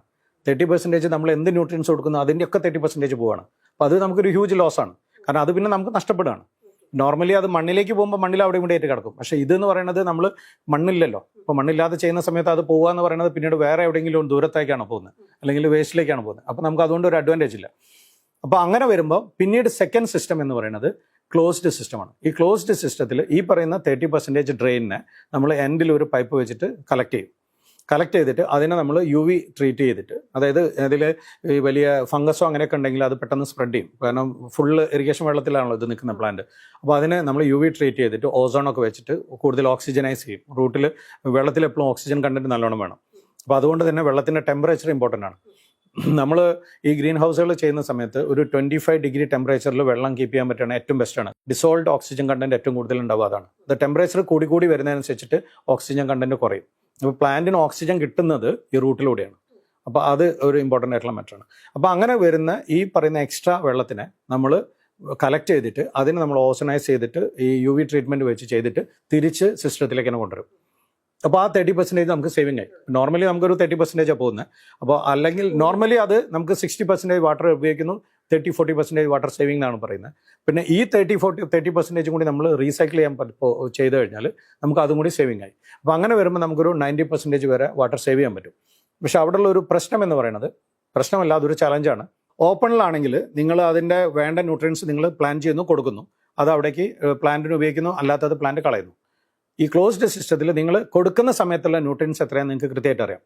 അത് പ്ലാന്റ് യൂസ് ചെയ്തു അതിൽ വരുന്ന എക്സ്ട്രാ വരുന്ന ഈ ഡ്രെയിനിലുള്ള ന്യൂട്രിയൻസിനെ കൃത്യമായിട്ട് ഡയഗ്നോസ് ചെയ്യാനുള്ള സിസ്റ്റം എല്ലാ ഗ്രീൻ ഹൗസുകളിലും ഉണ്ടാവില്ല. മെഷർ ചെയ്തുകൊണ്ട് അപ്പോൾ അതിനെ കൃത്യമായിട്ട് മെഷർ ചെയ്തുകൊണ്ടിരിക്കണം. ദാറ്റ് മേക്സ് ഇറ്റ് മോർ ഒരു കുറച്ചും കൂടി കോംപ്ലിക്കേറ്റഡ് ആക്കുന്നുണ്ട്. അതുപോലെ ആ ചെയ്യുന്ന തിരിച്ചു വരുന്ന വെള്ളത്തിൽ എന്തെങ്കിലും മറ്റേ ഫംഗസിൻ്റെ പ്രശ്നമോ അല്ലെങ്കിൽ എന്തെങ്കിലും ബാക്ടീരിയ അങ്ങനെ എന്തെങ്കിലും ഉണ്ടെങ്കിൽ ഇമ്മീഡിയറ്റ് ആയിട്ട് അത് ഇൻഫെക്ഷൻ വരാനുള്ള ചാൻസ് ഉണ്ട് പ്ലാന്റ്സിന്. അപ്പോൾ അതുകൊണ്ട് അതൊരു സെക്കൻഡ് സ്റ്റേജിൽ ഒരു നല്ല ഒരു എന്താ പറയുക ഒരു എക്സ്പീരിയൻസ്ഡ് ആയിട്ടുള്ള ഒരു ഗ്രോവർ ഉണ്ടെങ്കിൽ നമ്മൾ ആ സമയത്ത് പറയുന്ന ഒരു സിസ്റ്റമാണ് ക്ലോസ്ഡ് സിസ്റ്റം. പക്ഷേ ഓഫ് കോഴ്സ് ക്ലോസ്ഡ് സിസ്റ്റത്തിൽ നമുക്ക് ഹൈ വാട്ടർ സേവിങ് ആണ്, അതുപോലെ ഹൈ കോസ്റ്റ് സേവിങ് ആണ്. കാരണം ഞാൻ നേരത്തെ പറഞ്ഞ പോലെ 30-40% ഓഫ് ഫെർട്ടിലൈസർ എന്ന് പറയുന്നത് ഇറ്റ്സ് എ ബിഗ് കോസ്റ്റ്. ഈ നമ്മൾ എന്താ പറയുക ക്ലോസ്ഡ് ഗ്രീൻ ഹൗസുകളിൽ വരുമ്പോൾ അതും കൂടി നമുക്ക് സേവ് ചെയ്യാൻ പറ്റും. ഇപ്പം നോർമലി നമ്മൾ പറയാം നമുക്കൊരു ഫെറാറി ഉണ്ടായാൽ പോരാ, we need a Schumacher to drive എന്നാണ്. ഇല്ലെങ്കിൽ നമ്മളൊരു ഫെറാറി എടുത്ത് ഒരു നോർമൽ ഡ്രൈവറുടെ കയ്യിൽ കൊടുത്താൽ ചിലപ്പോൾ അത് പ്രശ്നത്തിലാവും. അപ്പോൾ അതുകൊണ്ട് തന്നെ ഇങ്ങനെയുള്ള ഗ്രീൻ ഹൗസുകൾ വരുന്ന സമയത്ത് അതിൽ എക്സ്പെർട്ടൈസിന് ഭയങ്കര ഇമ്പോർട്ടൻസ് ഉണ്ട്. നല്ല എക്സ്പേർട്സിനെ നിങ്ങൾ ഏൽപ്പിച്ചു കഴിഞ്ഞിട്ടുണ്ടെങ്കിൽ വളരെ നല്ല രീതിയിൽ നല്ല റിസൾട്ട് ഉണ്ടാക്കിയിട്ടും നല്ല കോസ്റ്റ് സേവിങ് വെച്ചിട്ട് നമുക്ക് ഇങ്ങനത്തെ പ്രോജക്റ്റ് ചെയ്യാൻ പറ്റും. നമ്മളൊരു ഓർഗാനിക് ഇൻഓർഗാനിക് എന്ന് പറയുമ്പോൾ, ഓർഗാനിക് എന്ന് പറയുന്നത് നോർമലി നമ്മൾ എനിത്തിങ് നമ്മൾ ലൈവായിട്ടുള്ള അതിൽ നിന്ന് എടുക്കുന്ന സാധനത്തിന് നമ്മൾ ഓർഗാനിക് എന്ന് പറയും. ഇൻഓർഗാനിക്കിലാണ് നമ്മുടെ ഫെർട്ടിലൈസറുകളും പിന്നെ നമ്മൾ കെമിക്കൽസ് സ്പ്രേ ചെയ്യുന്ന ഈ ഡിസീസിനൊക്കെ വരുന്ന കെമിക്കൽ സ്പ്രേ ചെയ്യുന്നതിലൊക്കെ. അപ്പോൾ ഇതിൽ ഫെർട്ടിലൈസർ ആസ് സച്ച് ശരിക്കും പറഞ്ഞാൽ അത്ര വലിയൊരു പ്രശ്നമല്ല. അതായത് നമുക്ക് അത്ര ഹെൽത്തിന് ഒരു പ്രോബ്ലം ഉണ്ടാക്കുന്നതല്ല. അപ്പോൾ ഒരു എക്സാമ്പിൾ ഞാൻ പറയാം. ഇപ്പോൾ പ്ലാന്റിനെ സംബന്ധിച്ചിടത്തോളം plant NPK nitrogen phosphorus potash പ്ലാന്റിന് ഒരിക്കലും നിങ്ങളത് ചാണകത്തിലൂടെയാണോ കൊടുക്കുന്നത്, മൂത്രത്തിലൂടെയാണോ കൊടുക്കുന്നത്, ഫെർട്ടിലൈസർ കെമിക്കൽ ഫെർട്ടിലൈസറിലൂടെയാണോ കൊടുക്കുന്നത് പ്ലാന്റിന് അറിയില്ല. അപ്പോൾ പ്ലാന്റിനെ സംബന്ധിച്ചിടത്തോളം പ്ലാന്റ് അബ്സോർബ് ചെയ്യുന്നത് whatever you give plant will absorb it in NPK means കെമിക്കലായില്ലേ, കാരണം അത് മൂലകങ്ങളായി, അപ്പോൾ അത് കെമിക്കലായി. അപ്പോൾ നമ്മളൊരു ഫെർട്ടിലൈസർ എന്നുള്ള കൺസെപ്റ്റിൽ അതിനെ പേടിക്കേണ്ട ആവശ്യമില്ല. അപ്പോൾ ഫെർട്ടിലൈസർ നമുക്ക് കൊടുക്കാം. അപ്പം നമ്മൾ ഹെൽത്തിന് ഇഷ്യൂ ഉണ്ടാക്കുന്നു എന്ന് പറയുന്നത് മെയിൻലി നമ്മൾ ഈ സ്പ്രേ ചെയ്യുന്ന കെമിക്കൽസാണ്. അപ്പോൾ ഈ ക്ലോസ്ഡ് സിസ്റ്റത്തിൽ നമ്മൾ ചെയ്യുന്ന സമയത്ത് നമുക്ക് ഇൻസെക്റ്റും പെസ്റ്റും ഒക്കെ വരുന്ന കുറവാണ്. കാരണം നമ്മൾ ടോട്ടലി അതിനെ പ്രൊട്ടക്ട് ചെയ്യുന്നതിന് വേണ്ടിയിട്ടാണ്. അപ്പോൾ ആ പ്രൊട്ടക്ഷൻ നല്ല രീതിയിൽ കീപ്പ് ചെയ്താൽ നിങ്ങൾക്ക് ഈ ഇൻസെക്റ്റും ഫംഗസും അങ്ങനെയുള്ള സാധനങ്ങളൊന്നും ഉണ്ടാവില്ല. അപ്പോൾ നിങ്ങൾക്ക് മാക്സിമം പെസ്റ്റിസൈഡ് ഫ്രീ ആയിട്ടുള്ള പ്രോഡക്റ്റ്സ് അതിൽ ഉണ്ടാക്കാൻ പറ്റും. അപ്പോൾ അതുകൊണ്ട് തന്നെ ഇതൊരിക്കലും ഒരു ഹെൽത്ത് കൺസേൺ ആയിട്ടുള്ള ഒരു സാധനം അല്ല ആക്ച്വലി. അപ്പോൾ ഞാൻ പറഞ്ഞാൽ പ്ലാന്റിൻ്റെ പാർട്ട് എന്ന് ചിന്തിച്ചാൽ മതി. നമ്മൾ നമ്മുടെ പാർട്ട് എന്ന് ചിന്തിക്കുമ്പോൾ കെമിക്കൽ ഇടുന്നു, ഫെർട്ടിലൈസർ ഇടുന്നു, അത് നമുക്ക് ഭയങ്കര ടെൻഷൻ ആക്കുന്നുണ്ട്. പക്ഷേ പ്ലാന്റിൻ്റെ പാർട്ട് എന്ന് ചിന്തിച്ചാൽ പ്ലാന്റിന് നമ്മളിത് എന്തിലൂടെ കൊടുക്കുന്നു എന്ന് പ്ലാന്റിന് അറിയില്ല. പ്ലാന്റിന് അത് nitrogen phosphorus potash calcium magnesium എന്താ പറയുക സിങ്ക് മാംഗനീസ് അയൺ അങ്ങനെ പോവാണ്. അപ്പോൾ പ്ലാന്റിന് ഇതെല്ലാം മൂലകങ്ങളാണ്. പ്ലാന്റിന് അറിയില്ല അത് എന്തിൽ നിന്നാണ് കിട്ടുന്നത്. പ്ലാന്റിൻ്റെ മണ്ണിൽ നമ്മളത് അപ്ലൈ ചെയ്ത് കഴിഞ്ഞാൽ it will take the nutrient. ഡയറക്റ്റായിട്ട് നമ്മൾ കൊടുത്താൽ പെട്ടെന്ന് അബ്സോർബ് ചെയ്യും. മറ്റേത് നമ്മൾ കൊടുത്താൽ അത് മാറി ആ അബ്സോർപ്ഷൻ റേറ്റിലേക്ക് വന്നതിന് ശേഷം അബ്സോർബ് ചെയ്യുള്ളൂ. അതുകൊണ്ടാണ് നമ്മൾ പറയുക ഓർഗാനിക് ഫെർട്ടിലൈസേഴ്സ് കൊടുക്കുമ്പോൾ പ്ലാന്റ് കുറച്ചും കൂടി കഴിഞ്ഞിട്ട് റിസൾട്ട് കാണിക്കുള്ളൂ. കെമിക്കൽ ഫെർട്ടിലൈസേഴ്സ് കൊടുത്താൽ ഇമീഡിയറ്റ് ആയിട്ട് കാണിക്കും. അപ്പോൾ ആ രീതിയിൽ നമുക്ക് അതൊരു ഹെൽത്ത് ഇഷ്യൂ ആയിട്ട് ചെയ്യുന്നില്ല. ഇതിൽ മെയിൻ ഒരു റീസൺ എന്താണെന്ന് വെച്ചാൽ നമുക്ക് ഈ ഹൈഡ്രോപോണിക്സിലൂടെ ചെയ്യുന്ന ക്രോപ്പിനൊന്നും നമുക്ക് ഓർഗാനിക് സർട്ടിഫിക്കേഷൻ കിട്ടില്ല. അത് എന്തുകൊണ്ടാണെന്ന് വെച്ചാൽ ഓർഗാനിക് സർട്ടിഫിക്കേഷൻ്റെ നമ്മുടെ എന്താ പറയുക ഡെഫിനേഷനിൽ തന്നെ any crop which is grown through organic matter അല്ലെങ്കിൽ ഓർഗാനിക് വേയിൽ ഗ്രോ ചെയ്തിട്ട് ആൻഡ് ഗ്രോൺ ഇൻ സോയിൽ എന്നാണ്. അപ്പോൾ അതിന് മാത്രമേ നമുക്ക് ഓർഗാനിക് സർട്ടിഫിക്കേഷൻ കിട്ടുള്ളൂ. അപ്പോൾ അൺഫോർച്ചുനേറ്റ്ലി അല്ലെങ്കിൽ ഫോർച്ചുനേറ്റ്ലി ഹൈഡ്രോപോണിക്സ് എന്ന് പറയുന്നത് സോയിലല്ല ഗ്രോ ചെയ്യുന്നത്. അപ്പോൾ ഇൻ്റർനാഷണൽ ലെവലിൽ ഹൈഡ്രോപോണിക്സിന് ഓർഗാനിക് സർട്ടിഫിക്കേഷൻ കിട്ടാത്ത വലിയൊരു പ്രശ്നമുണ്ട്. ഇപ്പോൾ അത് പല രാജ്യങ്ങളിലും ഇപ്പോൾ ഭയങ്കര ഡിബേറ്റ് നടന്നുകൊണ്ടിരിക്കുകയാണ്. അതിന് കിട്ടണം, അതായത് സർട്ടിഫിക്കേഷൻ കിട്ടണം. കാരണം ആക്ച്വലി പറഞ്ഞാൽ നമ്മൾ സോയിലിൽ പറയുന്ന കാരണം സോയിലുള്ള എല്ലാ മൂലകങ്ങളോ അല്ലെങ്കിൽ എല്ലാ എന്താ പറയുക കെമിക്കൽസോ അല്ലെങ്കിൽ ബാക്കിയുള്ള കാര്യങ്ങളോ നമുക്ക് അറിയില്ല. ഇത് നമുക്ക് അറ്റ്ലീസ്റ്റ് അറിയാം. അതായത് ഇപ്പോൾ നമ്മളൊരു ഒരു ഒരു മരുന്ന് കൊടുക്കുമ്പോൾ നമുക്ക് അറിയുന്ന മരുന്ന് കൊടുക്കുന്നതും അറിയാത്തൊരു മരുന്ന് കൊടുക്കുന്ന പോലെയാണ്. അപ്പോൾ നമുക്ക് ഇത് അറിയാം നമ്മൾ എന്താ കൊടുക്കുന്നതെന്നുള്ളത്. അപ്പോൾ അതുകൊണ്ട് തന്നെ ഇറ്റ് മേക്സ് അതിന് കുറച്ചും കൂടി സേഫാണ്. സോയിൽ നല്ല മൂലകങ്ങളും മോശമായ മൂലകങ്ങളും, നല്ല എന്താ പറയുക ബാക്ടീരിയകൾ, മോശമായ ബാക്ടീരിയ, അങ്ങനെ പലതും ഉണ്ട്. അപ്പോൾ ആ ഒരു രീതിയിൽ ശരിക്കും പറഞ്ഞാൽ ഇത് സേഫാണ്. അപ്പോൾ ഇപ്പോൾ എന്താ ആൾക്കാരെല്ലാം കമ്പനികളൊക്കെ എന്താ ചെയ്യുന്നതെന്ന് വെച്ചാൽ ഓർഗാനിക് സർട്ടിഫിക്കേഷൻ കിട്ടില്ല. അപ്പോൾ പിന്നെ അതുകൊണ്ട് തന്നെ എന്ത് ചെയ്യുന്ന പറയാം, ബിയോണ്ട് ഓർഗാനിക്സ് അല്ലെങ്കിൽ സേഫ് ടു ഈറ്റ് ഫുഡ്സ്, അങ്ങനെയൊക്കെയാണ് ഇപ്പോൾ നമ്മൾ പറയുന്നത്. Actually it's very safe. അതായത് പെസ്റ്റിസൈഡ് യൂസ് ചെയ്യുന്നില്ല, അല്ലെങ്കിൽ പെസ്റ്റിസൈഡ് ഫ്രീ, അങ്ങനെയൊക്കെ പറഞ്ഞിട്ടാണ് ഇപ്പോൾ മാർക്കറ്റ് ചെയ്യുന്നത്. പക്ഷേ മേ ബി അത് വലിയ ഡിബേറ്റ് മറ്റേ ഡിസ്കഷൻസ് നടന്നുകൊണ്ടിരിക്കുകയാണ്. ഇൻ ഫ്യൂച്ചറിൽ മേ ബി ഓർഗാനിക് ഫാമിംഗ് അല്ലെങ്കിൽ ഓർഗാനിക് പ്രൊഡക്ഷൻ എന്നുള്ളതിൻ്റെ ഡെഫിനേഷനിൽ തന്നെ മാറ്റം വന്നേക്കാം. അങ്ങനെയാണെങ്കിൽ it becomes an organic product later. Aquaponics എന്ന് പറയുന്നൊരു സിസ്റ്റം ഉണ്ട്. അക്വാപോണിക്സ് എന്ന് പറഞ്ഞിട്ടുണ്ടെങ്കിൽ നമ്മൾ ഫിഷിനെ വളർത്തുന്നു, ഫിഷിൻ്റെ വേസ്റ്റ് പ്ലാന്റിന് ഉപയോഗിക്കുന്നു, പ്ലാന്റിൽ നിന്ന് വരുന്ന മറ്റെന്താ പറയുക അമോണിയ അങ്ങനെയുള്ള സാധനങ്ങളെല്ലാം തിരിച്ച് ഫിഷിന് കൊടുക്കുന്നു. അതൊരു സൈക്കിളാണ്.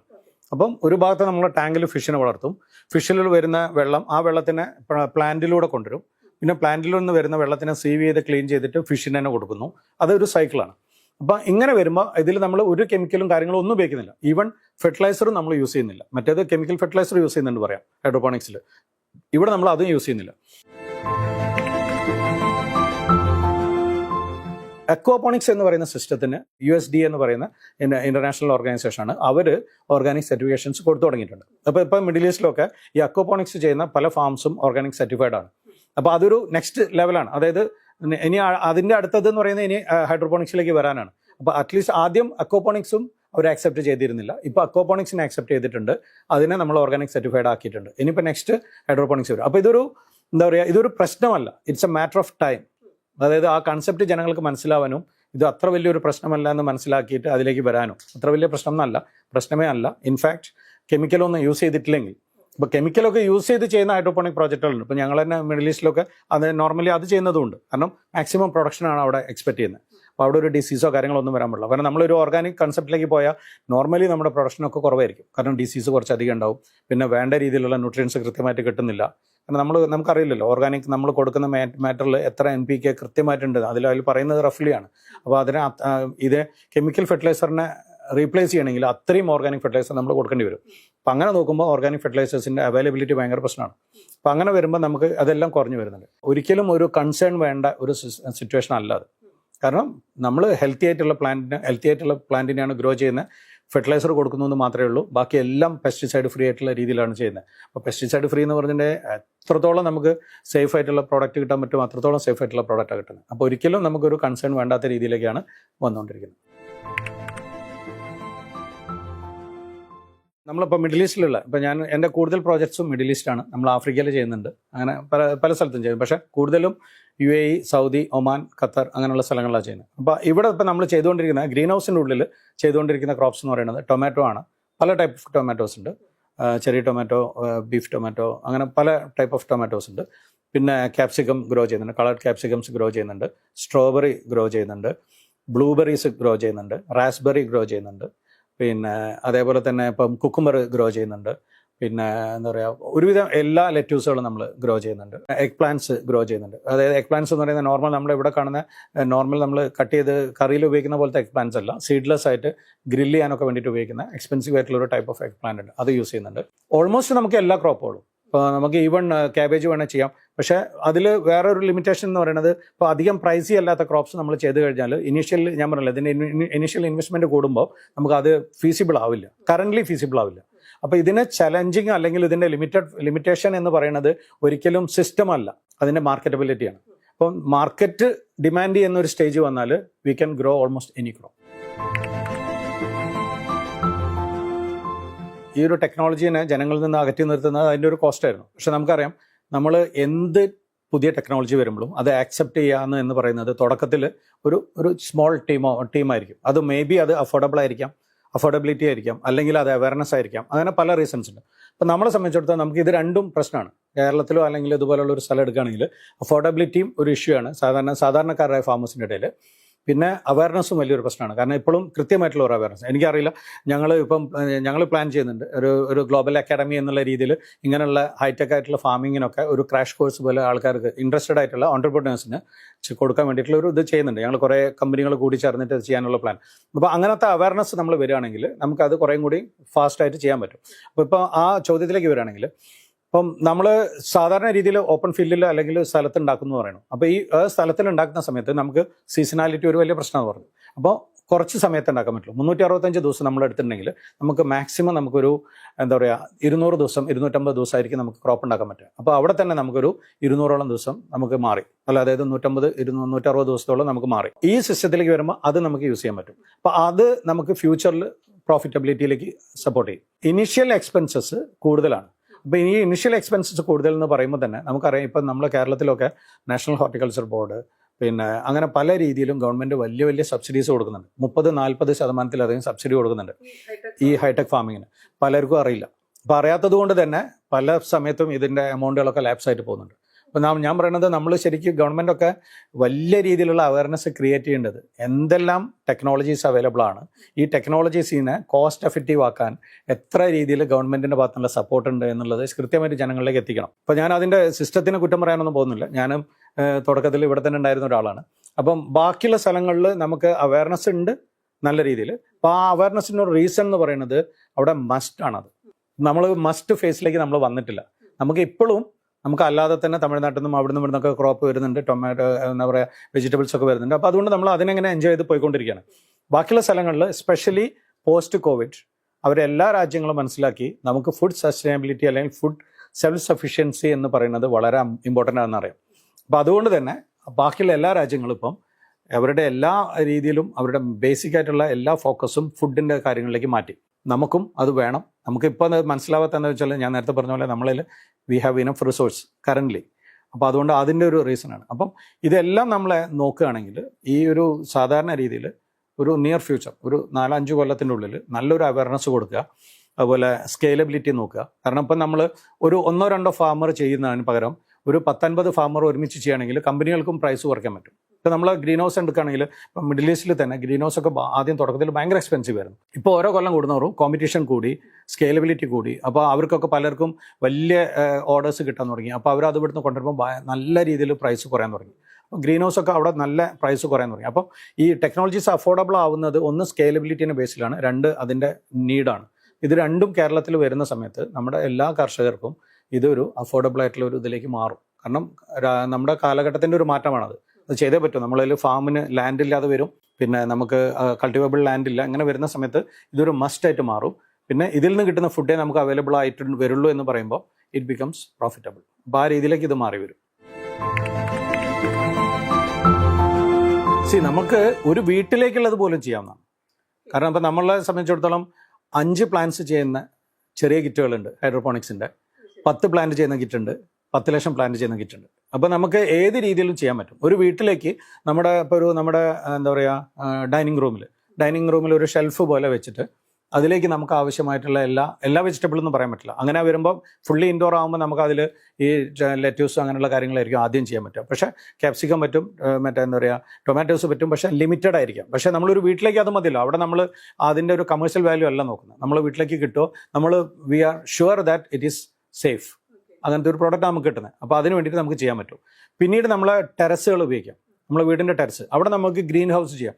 ഗ്രീൻ ഹൗസിൽ നമുക്ക് കൂടുതൽ പ്ലാന്റ്സ് ചെയ്യാനുള്ള ഓപ്ഷനായി. അപ്പോൾ അവിടെ നമുക്ക് വാഴ വേണമെങ്കിൽ ചെയ്യാം, എന്ത് വേണമെങ്കിലും ചെയ്യാം. അപ്പോൾ അങ്ങനെ പല പല ക്രോപ്പുകളും ചെയ്യാം. ഇപ്പം നമ്മൾ ഹൈഡ്രോപോണിക്സിലൂടെയൊക്കെ, അതായത് ഈ ഹൈഡ്രോപോണിക്സ് സിസ്റ്റം ഉപയോഗിച്ചിട്ട് വലിയ വലിയ പ്ലാന്റ്സും ട്രീസും അടക്കം നമ്മളിപ്പം വീടുകളുടെയൊക്കെ മുകളിൽ ചെയ്തു തുടങ്ങിയിട്ടുണ്ട്. അപ്പോൾ അതൊക്കെ ചെയ്യാൻ പറ്റുന്നൊരു കാര്യമാണ്. ഏറ്റവും ചെറിയ രീതിയിലുള്ള ഒരു സിംഗിൾ യൂണിറ്റ് വെച്ചിട്ട് ഒരു 10 പ്ലാന്റ് മുതൽ നമുക്ക് എത്ര വലിയ പ്ലാന്റ് വേണമെങ്കിലും ഉണ്ടാക്കാൻ പറ്റും. അപ്പോൾ ഒരു കർഷകനെ സംബന്ധിച്ചിടത്തോളം അതിൻ്റെ കമേഴ്ഷ്യൽ ലെവൽ ഏത് സ്റ്റേജ് മുതൽ എന്നുള്ളതാണ് പ്രശ്നം. അപ്പോൾ അതിന് നമുക്ക് ഏത് ക്രോപ്പ് ചെയ്യുന്നു, എവിടെയാണ് അവരുടെ മാർക്കറ്റ്. ഞാനൊരു എക്സാമ്പിൾ പറയാം. ഇപ്പോൾ നമ്മൾ ഇന്നത്തെ റേറ്റ് എടുക്കുകയാണെങ്കിൽ, എനിക്ക് കൃത്യമായിട്ടുള്ള അല്ല ഞാൻ പറയുന്നത്, ഇന്നത്തെ റേറ്റ് എടുക്കുകയാണെങ്കിൽ ക്യാപ്സിക്കത്തിന് കോഴിക്കോടിൻ്റെ റേറ്റ് ഞാൻ ചെക്ക് ചെയ്തപ്പോൾ കിട്ടിയതാണ്. ഒരു 70 രൂപേൻ്റെ അടുത്ത് വരുന്നുണ്ട് കിലോന്.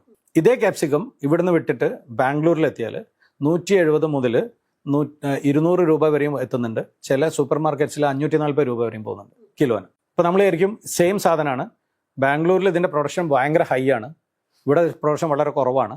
എന്നിട്ട് നമ്മുടെ പ്രൈസ് ഇതിനേക്കാളും 4 ഇരട്ടി അല്ലെങ്കിൽ 3 ഇരട്ടി ഉണ്ട് ബാംഗ്ലൂരിൽ. അതിൻ്റെ റീസൺ എന്താണെന്ന് വെച്ചാൽ അവയർനെസ് ഇല്ലായ്മയാണ്. നമുക്കിവിടെ ക്യാപ്സിക്കം എന്തിനു യൂസ് ചെയ്യണമെന്ന് നമുക്ക് ആർക്കും അറിയില്ല. അപ്പോൾ ക്യാപ്സിക്കത്തിൻ്റെ ന്യൂട്രിയൻ വാല്യൂ എന്താണെന്ന് നമുക്കറിയില്ല. അപ്പോൾ അതുകൊണ്ട് തന്നെ നമുക്ക് ആ അവയർനെസ് ഇല്ലാത്തതുകൊണ്ട് നമുക്ക് ക്യാപ്സിക്കം വേണ്ട. അപ്പോൾ ഡിമാൻഡ് ഇല്ല. അപ്പോൾ ഡിമാൻഡ് ഇല്ലാത്തൊരു സാധനത്തിന് പ്രൈസ് ഇല്ല. ഇതേ സാധനം നമ്മൾ ഇവിടുന്ന് ബാംഗ്ലൂരിലെത്തുമ്പോൾ ബാംഗ്ലൂരിൽ കുറച്ചും കൂടിയും അർബനൈസേഷൻ ഭയങ്കരമായിട്ട് വന്നതുകൊണ്ട് തന്നെ അവിടെ എല്ലാ സ്ഥലത്തു നിന്നുള്ള ആൾക്കാർ വരുന്നുണ്ട്. പലരും പുറത്ത് പോയിട്ട് തിരിച്ചു വരുന്ന ആൾക്കാരാണ്. അപ്പോൾ അവർക്ക് ആ അവയർനെസ് ഉണ്ട്, അതായത് ക്യാപ്സിക്കത്തിൻ്റെ അഡ്വാൻറ്റേജ്, അതിനുള്ള ഗുണങ്ങൾ അറിയാം. അപ്പോൾ അതുകൊണ്ട് തന്നെ they are ready to pay. അപ്പോൾ അതുകൊണ്ട് അവിടെ നമുക്ക് നല്ല മാർക്കറ്റ് ഉണ്ട്, നല്ല പ്രൈസ് ഉണ്ട്. പക്ഷേ നമ്മൾ കേരളത്തിൽ പ്രൊഡ്യൂസ് ചെയ്യുന്നതിൻ്റെ എത്രയോ മൾട്ടിപ്പിൾ ടൈംസ് ആണ് അവിടെ പ്രൊഡ്യൂസ് ചെയ്യുന്നത്, അത്രയും കൂടുതലുണ്ട്. അപ്പം ഡിമാൻഡ്, അതായത് പ്രൈസ് കൂടുമ്പോൾ അല്ലെങ്കിൽ പ്രൊഡക്ഷൻ കൂടുമ്പോൾ ഡിമാൻഡ് കുറയും എന്ന് പറയുന്ന ഒരു കൺസെപ്റ്റ് ഇവിടെ ഇല്ല.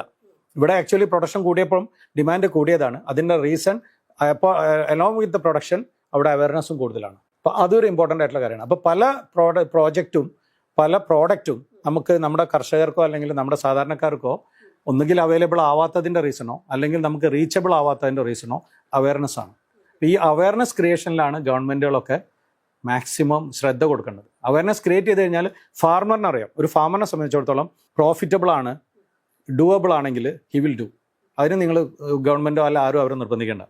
അപ്പോൾ അവിടെ പ്രോഫിറ്റബിൾ ആണോ ഡൂവബിൾ ആണോ എന്ന് അവരൊക്കെ അറിയിച്ചു കൊടുക്കുക എന്നുള്ളത് ഗവൺമെൻറ് ഉത്തരവാദിത്തമാണ്. തീർച്ചയായിട്ടും. ഇപ്പോൾ അതിപ്പോൾ ഒരു നല്ലതാണോ ചീത്തയാണോ അല്ലെങ്കിൽ നമ്മുടെ ട്രഡീഷണൽ സിസ്റ്റം മാറി നമ്മൾ വേറെ കാര്യങ്ങളിലേക്ക് പോകുന്നുണ്ടോ എന്നൊക്കെ ചോദിച്ചു കഴിഞ്ഞാൽ അതൊരു വേറെ ചോദ്യമാണ്. പക്ഷേ എല്ലാം നല്ലതാണ്. ഇപ്പോൾ ഞാനെപ്പോഴും മനസ്സിൽ വിചാരിക്കേണ്ടത് കേരളൈറ്റ്സിൻ്റെ വേറൊരു പ്രശ്നം, നമ്മളിപ്പോൾ ഒരു ഫുഡ് ഹാബിറ്റ് പറയുന്നതുകൊണ്ട് പറയാണ്, നമ്മുടെ ഒരു പ്രശ്നം, നമ്മൾ ഏത് സ്ഥലങ്ങളിൽ പോയാലും അവിടുത്തെ ടേസ്റ്റി ബട്ട് നല്ല ആരോഗ്യപരമല്ലാത്ത പ്രോഡക്റ്റ് മുഴുവൻ നമ്മൾ അക്സെപ്റ്റ് ചെയ്യും. കാരണം നമ്മൾ always V are going behind taste. Keralites ബാക്കിയുള്ള രാജ്യങ്ങളിലൊക്കെ എന്താണെന്ന് വെച്ചാൽ അവർ ഓരോ രാജ്യത്ത് പോകുമ്പോൾ അവിടുത്തെ ഹെൽത്തി ഫുഡിനെയാണ് അവരെടുക്കുന്നത്. നമ്മൾ നേരെ തിരിച്ച് എല്ലാ രാജ്യത്ത് പോയാലും അവിടുത്തെ ഏറ്റവും ടേസ്റ്റി ബട്ട് അൺഹെൽത്തി ആയിട്ടുള്ള ഫുഡിനെ നമ്മൾ കോപ്പി ചെയ്യും. അപ്പോൾ നമുക്ക് ഇവിടെ കേരളത്തിൽ വരുന്നിരിക്കുന്ന പുതിയ ഫുഡ് ഹാബിറ്റ്, നമ്മുടെ കൾച്ചറുകൾ, ഇപ്പോൾ പുതുതായിട്ട് വരുന്ന ഹോട്ടലുകളും ഒക്കെ നോക്കിയാൽ നമുക്കറിയാം ഓരോ രാജ്യത്ത് പോയിട്ട് അവിടുത്തെ ഏറ്റവും ടേസ്റ്റി ആൻഡ് നോൺ ഹെൽത്തി ആയിട്ടുള്ള ഫുഡാണ് നമ്മൾ അക്സെപ്റ്റ് ചെയ്തിരിക്കുന്നത്. അപ്പോൾ ആ ഒരു സിസ്റ്റം മാറിയിട്ട് നമുക്ക് ഇതേപോലെ ഈ ക്യാപ്സിക്കവും കാര്യങ്ങളൊക്കെ വന്നാൽ, ഇപ്പോൾ ക്യാപ്സിക്കം, ലെറ്റസ്, സ്ട്രോബെറി, ബ്ലൂബെറി ഒക്കെ നമുക്ക് ഹാർട്ടിന് ഭയങ്കര അഡ്വാൻറ്റേജ് ആയിട്ടുള്ള. അപ്പോൾ ഇതിൻ്റെ എല്ലാം ഗുണങ്ങൾ മനസ്സിലാക്കിയിട്ട് നമ്മൾ അത് ചെയ്ത് കഴിഞ്ഞാൽ നമ്മുടെ ട്രഡീഷണൽ ആയിട്ടുള്ള സാധനങ്ങൾ പോകണമെന്ന് പറയുന്നില്ല, ട്രഡീഷണലായ സാധനങ്ങൾ മാക്സിമം പ്രൊഡ്യൂസ് ചെയ്യുക, ഇത് നമുക്ക് കോംപ്ലിമെൻ്ററി ആയിട്ട് ഉപയോഗിക്കുക. അങ്ങനെ വന്നു കഴിഞ്ഞിട്ടുണ്ടെങ്കിൽ നമ്മുടെ ടോട്ടൽ ഫുഡ് ബാലൻസ് നല്ല രീതിയിൽ വരും. അപ്പോൾ അതിനുള്ളൊരു ചാൻസ് ആണ്. പക്ഷേ അത് പൊതുവേ നമ്മൾ കേരളൈറ്റ്സ് അക്കാര്യത്തിൽ വളരെ ബാക്കിലാണ്. ഓരോ സ്ഥലത്തും നമുക്ക് മണ്ണിന് പ്രത്യേകതകളുണ്ടായിരുന്നു. അപ്പോൾ ഓരോ ക്രോപ്പിന് ആ പ്രത്യേകതകൾ ആവശ്യമാണ്. അപ്പോൾ നമ്മൾ ഒരിക്കലും ഒരു പ്ലാന്റിനെ നമ്മൾ, അതായത് ഇപ്പോൾ ഒരു ടൊമാറ്റോയ്ക്ക് കൊടുക്കുന്നതോ അല്ലെങ്കിൽ അതിൽ തന്നെ ബീഫ് ടൊമാറ്റോയ്ക്കോ കൊടുക്കുന്നതോ അല്ലെങ്കിൽ മറ്റേ എന്താ പറയുക നമ്മുടെ ചെറിയ ടൊമാറ്റോയ്ക്ക് കൊടുക്കുന്ന അതേ ഇതായിരിക്കില്ല നമ്മളൊരു ബഞ്ച് ടൊമാറ്റോയ്ക്ക് കൊടുക്കുക. അപ്പോൾ ഓരോ ക്രോപ്പിനും ബേസ് ചെയ്തിട്ട് ആ ക്രോപ്പിന് എന്ത് ന്യൂട്രിയൻ റിക്വയർമെൻ്റ് ആണ് വേണ്ടത് എന്ന് മനസ്സിലാക്കിയിട്ട് അതാണ് നമ്മൾ ആഡ് ചെയ്യുന്നത്. അപ്പോൾ നമുക്ക് ഇപ്പം കോഴിക്കോടിൻ്റെ മണ്ണിൻ്റെ സ്വഭാവം, ഇവിടെ നമുക്ക് റെഡ് സോയിലാണ്. ഈ റെഡ് സോയിലുള്ള മണ്ണിൻ്റെ സ്വഭാവത്തിൽ വളരുന്ന ഒരു ക്രോപ്പിന് അതിൻ്റെ എന്തെല്ലാം ന്യൂട്രിയൻസ് ആണ് ആവശ്യം എന്ന് നമ്മൾ നോക്കും, അതായിരിക്കും നമ്മൾ സപ്ലൈ ചെയ്യുക. അതേ സ്ഥാനത്ത് നമ്മൾ തൃശ്ശൂർ ഭാഗത്തേക്കോ അല്ലെങ്കിൽ നമ്മുടെ എന്താ പറയുക കൊടുങ്ങല്ലൂർ ഭാഗത്തേക്ക് പോയിട്ടുണ്ടെങ്കിൽ അവിടെ മണലാണ്. അപ്പോൾ അവിടെ വളരുന്ന ഒരു ക്രോപ്പിന് അവിടെ എന്താണ് ആവശ്യം എന്ന് ചോദിച്ചാൽ ആ ക്രോപ്പിനെ നമ്മൾ ഇതിൽ വളർത്തുകയാണെങ്കിൽ ആ ഒരു സാധനമായിരിക്കും നമ്മൾ കൊടുക്കുക. അപ്പം ഒരു പ്ലാന്റിനെ മനസ്സിലാക്കിയിട്ട് ആ പ്ലാന്റിൻ്റെ റിക്വയർമെൻറ്റ് എന്താണെന്ന് മനസ്സിലാക്കിയിട്ട് കൃത്യമായിട്ട് കൊടുക്കുക. അങ്ങനെ കൊടുക്കുമ്പോൾ നമുക്ക് ഏത് സ്ഥലത്ത് ഗ്രോ ചെയ്യുന്ന പ്ലാന്റിൻ്റെയും ആ ഒരു ജിയോ ടാഗിങ് ഒക്കെ ഇല്ലേ, അതിൻ്റെ ആ ഒരു ക്വാളിറ്റി നമുക്ക് ഇവിടെ ക്രിയേറ്റ് ചെയ്യാൻ പറ്റും. അങ്ങനെ ചെയ്യാം. ഇതൊരു ആർട്ടും കൂടിയാണ്. ഇപ്പം നമ്മൾ കുറേ കേൾക്കുന്ന ഒരു വേർഡാണ്, നമ്മൾ ഇന്ത്യ 2070 ആകുമ്പോഴേക്കും നമ്മൾ നെറ്റ് സീറോ അല്ലെങ്കിൽ കാർബൺ ന്യൂട്രൽ എന്നുള്ള രീതിയിലേക്ക് മാറും. ഇതൊക്കെ നമ്മൾ കേൾക്കുന്നു. പല രാജ്യങ്ങൾക്കും ടാർഗറ്റ്സ് ഉണ്ട്. പല രാജ്യങ്ങളും 2030, 35, കാരണം കൂടുതൽ ഗ്രീനറിക്കുള്ള രാജ്യങ്ങൾ വേഗം അവർക്ക് നെറ്റ് സീറോയിലേക്ക് പോവാം. നമ്മളെ പോലത്തെ രാജ്യങ്ങൾ കുറച്ചും കൂടി കഴിഞ്ഞിട്ടാണ്. അപ്പോൾ ഈ നെറ്റ് സീറോ അല്ലെങ്കിൽ കാർബൺ ക്രെഡിറ്റ് ഇതെല്ലാം അതുപോലെ കാർബൺ ഫുട് പ്രിൻറ്റ് ഇതെല്ലാം നമുക്കൊരു തരം റിലേറ്റഡ് ആയിട്ടുള്ള ടോപ്പിക്കുകളാണ്. അപ്പോൾ ഈ കാർബൺ ക്രെഡിറ്റ് എന്ന് പറഞ്ഞിട്ടുണ്ടെങ്കിൽ നമ്മൾ എത്ര കാർബൺ ഡൈ ഓക്സൈഡ്, കാരണം കാർബൺ ഡൈ ഓക്സൈഡ് ഒരു പൊല്യൂഷനാണ്. നമ്മുടെ വണ്ടികൾ ഉപയോഗിക്കുമ്പോഴും അല്ലെങ്കിൽ ഫാക്ടറികൾ എന്നൊക്കെ പറഞ്ഞുള്ള ഒരു പൊല്യൂഷനാണ് നമ്മളെ green house gases. Green house gases എന്ന് പറയാം. അപ്പോൾ അതിൽ നമുക്ക് കാർബൺ ഡൈ ഓക്സൈഡ് വരുന്നുണ്ട്, മീത്തേൻ വരുന്നുണ്ട്, നൈട്രസ് ഓക്സൈഡ് വരുന്നുണ്ട്. ഇതൊക്കെ നമ്മൾക്ക് ഹ്യൂമൻസിന് ഹാംഫുൾ ആയിട്ടുള്ള ഗ്യാസുകളാണ്. അപ്പോൾ അത് നമ്മൾ മാക്സിമം, പക്ഷേ ഈ പറയുന്ന കമ്പനികൾക്കൊക്കെ ഓയിൽ കമ്പനികൾ, ഏവിയേഷൻ കമ്പനികൾ, ട്രാൻസ്പോർട്ടേഷൻ കമ്പനികൾ, അതുപോലെ ഫാക്ടറികൾ, ഇവർക്കൊക്കെ ഇത് പുറത്തു വിട്ടേ പറ്റൂ. അപ്പോൾ അവർ നമ്മുടെ ലോകത്തിനെ പൊല്യൂട്ട് ചെയ്തുകൊണ്ടിരിക്കുകയാണ്. പക്ഷേ അവർ മാക്സിമം ലാഭം ഉണ്ടായിക്കൊണ്ടിരിക്കുന്നു. കാരണം ഏറ്റവും കൂടുതൽ ലാഭമുള്ള കമ്പനികളും അതാണ്. അപ്പോൾ അവർ മാക്സിമം പൊല്യൂട്ട് ചെയ്യുന്നു, മാക്സിമം ലാഭം എടുക്കുന്നു. സാധാരണക്കാരായ നമ്മുടെ പോലത്തെ സാധാരണക്കാരുള്ള ജനങ്ങൾക്ക് നമുക്ക് ജീവിക്കാൻ അവകാശപ്പെട്ട ഈ മണ്ണ്, മറ്റേ എന്താ പറയുക, നല്ല വായു, ഇതൊക്കെ നമുക്ക് മലിനമായിക്കൊണ്ടിരിക്കുന്നു. അപ്പം ലോകം മുഴുവൻ ഇപ്പോൾ എന്താണെന്ന് വെച്ചാൽ കാർബൺ ക്രെഡിറ്റ് എന്ന് പറയുന്ന ഒരു കൺസെപ്റ്റിലേക്ക് വന്നു. അതായത് കാർബൺ ക്രെഡിറ്റ് എന്താണെന്ന് വെച്ചാൽ എത്ര കാർബൺ ഡൈ ഓക്സൈഡിനെ നമ്മൾ ഈ ഭൂമിയിൽ നിന്നും മാറ്റുന്നു എന്നുള്ളതാണ്. അപ്പോൾ നിങ്ങൾ 1 ടൺ കാർബൺ ഡൈ ഓക്സൈഡിനെ മാറ്റിയാൽ അത് നിങ്ങൾക്കൊരു പ്ലാന്റ് ഉണ്ടെങ്കിൽ, കാരണം പ്ലാന്റ്സ് ആണ് ഈ കാർബൺ ഡൈ ഓക്സൈഡിനെ അബ്സോർബ് ചെയ്യുന്ന ഒരു സാധനം, ഏറ്റവും നല്ലൊരു മാർഗം എന്ന് പറയുന്നത്. അപ്പോൾ നിങ്ങളുടെ കയ്യിൽ നല്ല പ്ലാന്റ്സ് ഉണ്ടെങ്കിൽ, അല്ലെങ്കിൽ നല്ലൊരു പ്ലാന്റേഷൻ ഉണ്ടെങ്കിൽ, നിങ്ങൾ 1 ടൺ കാർബൺ ഡൈ ഓക്സൈഡിനെ അന്തരീക്ഷത്തിൽ നിന്ന് ഈ പ്ലാന്റ്സ് വലിച്ചെടുത്തിട്ട് ഓക്സിജനാക്കി നിങ്ങൾക്ക് തന്നാൽ യു ഗെറ്റ് 1 ക്രെഡിറ്റ്. അപ്പോൾ അതിനാണ് നമ്മൾ കാർബൺ ക്രെഡിറ്റ് പറയുന്നത്. അപ്പോൾ എത്ര ടൺ കാർബണിനെ കാർബൺ ഡൈ ഓക്സൈഡിനെ നിങ്ങൾ റിമൂവ് ചെയ്യുന്നു, അതാണ് കാർബൺ ക്രെഡിറ്റ്. അപ്പോൾ 1 ടൺ കാർബൺ ഡൈ ഓക്സൈഡിനെ നിങ്ങൾ റിമൂവ് ചെയ്താൽ യു വിൽ ഗെറ്റ് 1 ക്രെഡിറ്റ്, ഒരു കാർബൺ ക്രെഡിറ്റ്. അപ്പോൾ അതാണ് കാർബൺ ക്രെഡിറ്റ് എന്ന് പറയുന്നത്. പിന്നെ നമ്മൾ നെറ്റ് സീറോ എന്ന് പറയുന്നത് എത്ര കാർബൺ പുറന്തള്ളുന്നു, എത്ര കാർബൺ അബ്സോർബ് ചെയ്യുന്നു, ഇത് രണ്ടും ബാലൻസ് ആവുന്ന ഒരു സ്റ്റേജിനാണ് നമ്മൾ നെറ്റ് സീറോ എന്ന് പറയുന്നത്. അപ്പം നമ്മുടെ ലോകം എന്ന് പറയുന്നത് പണ്ടൊക്കെ പോസിറ്റീവായിരുന്നു. കാരണം എന്ന് വെച്ചാൽ തള്ളുന്നതിനേക്കാളും കൂടുതലായിട്ട് കാർബൺ ഡൈ ഓക്സൈഡ് നമ്മൾ പുറത്തിടുന്നതിനേക്കാളും കൂടുതലായിട്ട് അത് അബ്സോർബ് ചെയ്ത് പോകുമായിരുന്നു. അപ്പോൾ അന്ന് എത്രയും നല്ല എന്താ പറയുക ക്ലൈമറ്റ് ആയിരുന്നു നമ്മളത്. പക്ഷെ ഇന്ന് അത് മാറി വന്നു. കാരണം ട്രീസും പ്ലാന്റ്സും വെജിറ്റേഷൻ കൂടുതലായിരുന്നു. ഇപ്പോൾ അതെല്ലാം കുറഞ്ഞു വന്നു. അപ്പം പക്ഷേ നമ്മൾ തിരിച്ചതിനെ എങ്ങനെയെങ്കിലും തിരിച്ചു കൊണ്ടുവന്നിട്ട് പ്ലാന്റ് വെക്കുക, അല്ലെങ്കിൽ റീസൈക്ലിംഗ് ആയിട്ടുള്ള എന്താ പറയുക സിസ്റ്റംസ് ഉപയോഗിക്കുക. അപ്പോൾ നമ്മൾ ഈ നേരത്തെ പറഞ്ഞ നമ്മുടെ കണ്ടെയ്നർ ഫാമിംഗ് ഒക്കെ അതിനെ സപ്പോർട്ട് ചെയ്യുന്ന ഒരു സാധനമാണ്. കാരണം അത് കൂടുതലും പ്രൊട്ടക്റ്റഡ് ആയിട്ടുള്ള ഏരിയയിലാണ്, കൂടുതൽ എന്താ പറയുക എനർജി ലോസ് വരുന്നില്ല, പിന്നെ മാക്സിമം പ്രൊഡക്ഷൻ കിട്ടുന്നു എന്ന് പറയുമ്പോൾ അത്രയും നമ്മൾ റിസോഴ്സസ് കുറച്ചല്ലേ ഉപയോഗിക്കുന്നുള്ളൂ. അപ്പോൾ അതൊക്കെ നമ്മൾ അതിനെ സപ്പോർട്ട് ചെയ്യുന്നുണ്ട്. അപ്പോൾ നമ്മൾ അതുപോലെ തന്നെ കാർബൺ ഫുട് പ്രിന്റ് എന്ന് പറയുന്നത് എത്ര ടണ്ണ് നമ്മൾ പ്രൊഡ്യൂസ് ചെയ്യുന്നു എന്നുള്ളതാണ്. അപ്പോൾ അതിനെ മാക്സിമം കുറയ്ക്കുക എന്നുള്ള. അപ്പോൾ നമ്മൾക്ക് ഇപ്പോൾ കേരളം പോലുള്ള ഒരു രാജ്യം, ഇപ്പം കേരളം പോലുള്ള ഒരു സ്റ്റേറ്റിനൊക്കെ ഒരു അഡ്വാൻറ്റേജ് എന്ന് പറഞ്ഞാൽ നമ്മൾ ബോസ്റ്റ് ചെയ്യുന്ന, അല്ലെങ്കിൽ നമ്മൾ അഭിമാനം കൊള്ളുന്ന ഒരു കാര്യമാണ് നമ്മുടെ വെജിറ്റേഷൻ, അല്ലെങ്കിൽ ഗ്രീനറി. അപ്പോൾ ഈ ഗ്രീനറീനെ നമ്മൾ ഇത്രയും കാലം നോർമലി നമ്മൾ കാണുന്നു, പോയി നല്ല രീതിയിൽ ഭംഗി ആസ്വദിക്കുന്നു, പല ആൾക്കാരും അതിൽ പ്ലാന്റ്സ് ഉണ്ടാക്കുന്നു, ഫ്രൂട്ട്സ് ആയിരിക്കാം, മറ്റേ വെജിറ്റബിൾ ആയിരിക്കാം, അതൊക്കെ നമ്മൾ കൺസ്യൂം ചെയ്യുന്നു എന്നല്ലാതെ ഇതിൻ്റെ ഈ ഒരു സ്കോപ്പിനെ പറ്റിയിട്ട് ആരും ചിന്തിച്ചിട്ടില്ല. അപ്പോൾ കാർബൺ ക്രെഡിറ്റ് എന്ന് പറഞ്ഞിട്ടുണ്ടെങ്കിൽ ഞാൻ നേരത്തെ പറഞ്ഞ ഈ ഏവിയേഷൻ കമ്പനികൾ, അല്ലെങ്കിൽ പെട്രോളിയം കമ്പനികൾ, ഇങ്ങനെയുള്ള കമ്പനികൾ എത്രത്തോളം കാർബൺ അവർ പ്രൊഡ്യൂസ് ചെയ്യുന്നുണ്ടോ അത്രത്തോളം കാർബൺ ക്രെഡിറ്റ് അവർ വാങ്ങിയിരിക്കണം. അപ്പോൾ അവരത് വാങ്ങുന്നു എന്ന് പറയുന്നത് ലോകത്തിൻ്റെ എവിടെ വേണമെങ്കിലും അവർക്കത് വാങ്ങാം. അപ്പോൾ അത് വാങ്ങുന്നു എന്ന് പറയുന്നത് അത്രയും പ്ലാന്റ്സിനെ അവർ മെയിൻറ്റെയിൻ ചെയ്യാനുള്ള പൈസ കൊടുക്കുന്നുണ്ടെന്നാണ്. അപ്പോൾ അങ്ങനെ ഒരു സ്റ്റേജിലേക്ക് നമ്മൾ വന്നു കഴിഞ്ഞിട്ടുണ്ടെങ്കിൽ നമ്മൾക്ക് ഈ പറയുന്ന ഗ്രീനറികൾ, ഇപ്പോൾ നമ്മളുടെ നോർമലി ഒരു കാൽക്കുലേഷൻ എന്ന് പറയുന്നത് അത്യാവശ്യം നല്ലൊരു വെജിറ്റേഷനുള്ള ഒരു ഏരിയ നമ്മൾക്കുണ്ടെങ്കിൽ ഒരു ഏക്കറിന് നമുക്ക് ഓൾമോസ്റ്റ് ഒരു 6 മുതൽ 8 അല്ലെങ്കിൽ 8 മുതൽ 10 വരെ പറയുന്നുണ്ട്. പക്ഷേ നമ്മളൊരു സേഫർ സൈഡിൽ 6 to 8 ടൺ കാർബൺ നമുക്ക് റിമൂവ് ചെയ്യാൻ പറ്റും ഒരു ഏക്കർ എന്നുള്ള നല്ലൊരു പ്ലാന്റേഷനെ കൊണ്ട്. അപ്പോൾ അങ്ങനെ വരുമ്പോൾ 1 ടൺ കാർബൺ നമ്മൾ റിമൂവ് ചെയ്താൽ നമുക്ക് 1 കാർബൺ ക്രെഡിറ്റ് കിട്ടി. അപ്പോൾ നമ്മൾ ഒരു ഏക്കറിന് 8 ടണ്ണോ അല്ലെങ്കിൽ 10 ടണ്ണ് വരെ നമ്മൾ ചെയ്താൽ ഒന്നുകിൽ 8 പോയിന്റ് അല്ലെങ്കിൽ 10 പോയിന്റ് കിട്ടി. അപ്പോൾ ഈ കിട്ടുന്ന പോയിന്റിനെയാണ് നമ്മൾ കാർബൺ ക്രെഡിറ്റ് എന്ന് പറയുന്നത്. ഈ ക്രെഡിറ്റിന് നമ്മൾക്ക് ഇൻ്റർനാഷണൽ മാർക്കറ്റിൽ സെയിൽ ചെയ്യാൻ പറ്റും.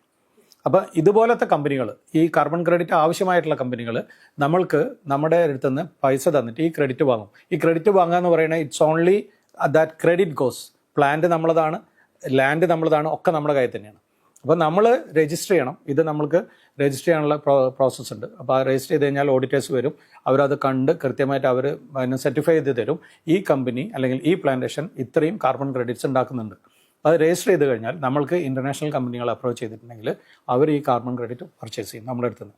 അപ്പോൾ നമുക്ക് നോർമലി നമ്മൾക്ക് കിട്ടുന്ന വരുമാനം കൂടാതെ ഇതൊരു അഡീഷണൽ വരുമാനമാണ്. ഇപ്പോഴത്തെ ഒരു റേറ്റിൽ ഇൻ്റർനാഷണൽ ഇത് വെച്ചിട്ട് നോക്കുകയാണെങ്കിൽ ഒരു കാർബൺ ക്രെഡിറ്റിന് ഓൾമോസ്റ്റ് 2000 മുതൽ 4000 രൂപ വരെ അവർ പേ ചെയ്യുന്നുണ്ട്. അപ്പോൾ നമുക്ക് അത്രയും ടണ്ണ് നമ്മൾ പ്രൊഡ്യൂസ് ചെയ്യണമെങ്കിൽ, അത്രയും ടണ്ണ് നമ്മൾ ചെയ്തിട്ടുണ്ടെങ്കിൽ നമുക്ക് അത്രയും പൈസ നമുക്ക് ഇൻ്റർനാഷണൽ കമ്പനികൾ. അപ്പോൾ ഈ ഒരു പൈസയുടെ പ്രത്യേകത എന്താണെന്ന് വെച്ചാൽ നമ്മളൊന്നും അറിയാതെ കിട്ടുന്നതാണ്. നമ്മൾ ബാക്കിയെല്ലാം നമ്മൾ നോർമലി ചെയ്യുന്നതാണ്. ബാക്കി നമ്മൾ ആ ഫാമിൽ നിന്നോ അല്ലെങ്കിൽ ആ ഒരു ലാൻഡിൽ നിന്നോ നമുക്ക് കിട്ടുന്ന എല്ലാ നമ്മുടെ എന്താ പറയുക റിസൾട്ടും അല്ലെങ്കിൽ അതിൻ്റെ പ്രൊഡ്യൂസും നമുക്ക് അതേപോലെ തന്നെ എടുക്കാം. ഫാമും നമ്മളതാണ്, ലാൻഡ് നമ്മളതാണ്, പ്ലാന്റ് നമ്മളതാണ്. ഈ എക്സെപ്റ്റ് ഈ ഒരു ക്രെഡിറ്റ് നമ്മൾ കൊടുക്കുന്നതിലൂടെ നമുക്ക് ഇൻ്റർനാഷണലി ഒരു അഡീഷണൽ ഫണ്ട് കൂടി കിട്ടും. അപ്പോൾ ഈ കാർബൺ ക്രെഡിറ്റ് എന്ന് പറയുന്നത് കേരളം പോലുള്ള ഒരു സംസ്ഥാനത്തിന് ഫ്യൂച്ചറിലേക്ക് നമ്മുടെ കർഷകർക്കൊക്കെ ഭയങ്കര അഡ്വാൻറ്റേജ് ആണ്. അപ്പോൾ നമ്മൾ ശരിക്കും ഇപ്പോൾ ഒരു എന്താ പറയുക 10 സെൻറ്റ് സ്ഥലമുള്ള അല്ലെങ്കിൽ 20 സെൻറ്റ് സ്ഥലമുള്ള ഒരാൾക്ക് എന്ത് കാർബൺ ക്രെഡിറ്റ് ആണ്? അത്രയും കാർബൺ ക്രെഡിറ്റ് ഒന്നും ചെയ്യാൻ പറ്റില്ല. കാരണം ഒരു ഏക്കറിന് തന്നെ നമുക്ക് 8 മുതൽ 10 ടണ്ണ് 15 ടണ്ണ് കിട്ടുന്നു എന്ന് പറഞ്ഞാൽ ഒരു 10 സെൻറ്റ് നമുക്ക് എത്ര കിട്ടും? ഒന്നുമില്ല. അപ്പോൾ അവിടെയാണ് നമ്മൾക്ക് ഒരുമിച്ച് ചെയ്യുക എന്നുള്ളത്. കുറേ കർഷകർ കൂടിയിട്ട് ചെയ്യുക, അല്ലെങ്കിൽ ഒരു പഞ്ചായത്ത് മൊത്തമായിട്ട് നമുക്ക് കാർബൺ ക്രെഡിറ്റ് സർട്ടിഫൈ ചെയ്യാൻ പറ്റും, അല്ലെങ്കിൽ ഒരു ജില്ല മൊത്തമായിട്ട് നമുക്ക് കാർബൺ ക്രെഡിറ്റ് സർട്ടിഫൈ ചെയ്യാൻ പറ്റും. അപ്പോൾ പഞ്ചായത്ത് ചെയ്യുകയാണെങ്കിൽ നമുക്ക് കർഷകരെ വേർതിരിച്ച് ഓരോരുത്തരുടെ ഓരോരോ ഗ്രൂപ്പായിട്ട് ഡിവൈഡ് ചെയ്ത് ഓരോരോ ഗ്രൂപ്പിൻ്റെ ഇത്ര എന്നുള്ള രീതിയിൽ ചെയ്ത് കഴിഞ്ഞാൽ അതിൽ നിന്ന് കിട്ടുന്ന വരുമാനം നമുക്ക് അവർക്ക് ഡിവൈഡ് ചെയ്ത് കൊടുക്കാൻ പറ്റും. അപ്പം അങ്ങനെ ഒരു കളക്റ്റീവായിട്ടുള്ള ഒരു ഓപ്പറേഷൻസ് നമ്മൾ ചെയ്യുകയാണെങ്കിൽ നമ്മുടെ കേരളത്തിനും വരുന്ന ഭാവിയിൽ വളരെ നല്ല രീതിയിൽ ഒരു അഡീഷണൽ ഇൻകം ഉണ്ടാക്കാൻ പറ്റുന്ന ഒരു കാര്യമാണ് ഈ കാർബൺ ക്രെഡിറ്റ്. പ്രത്യേകിച്ചും ലോകത്തിന് നമ്മൾ ചെയ്യുന്ന ഒരു നന്മയും കൂടിയാണ്.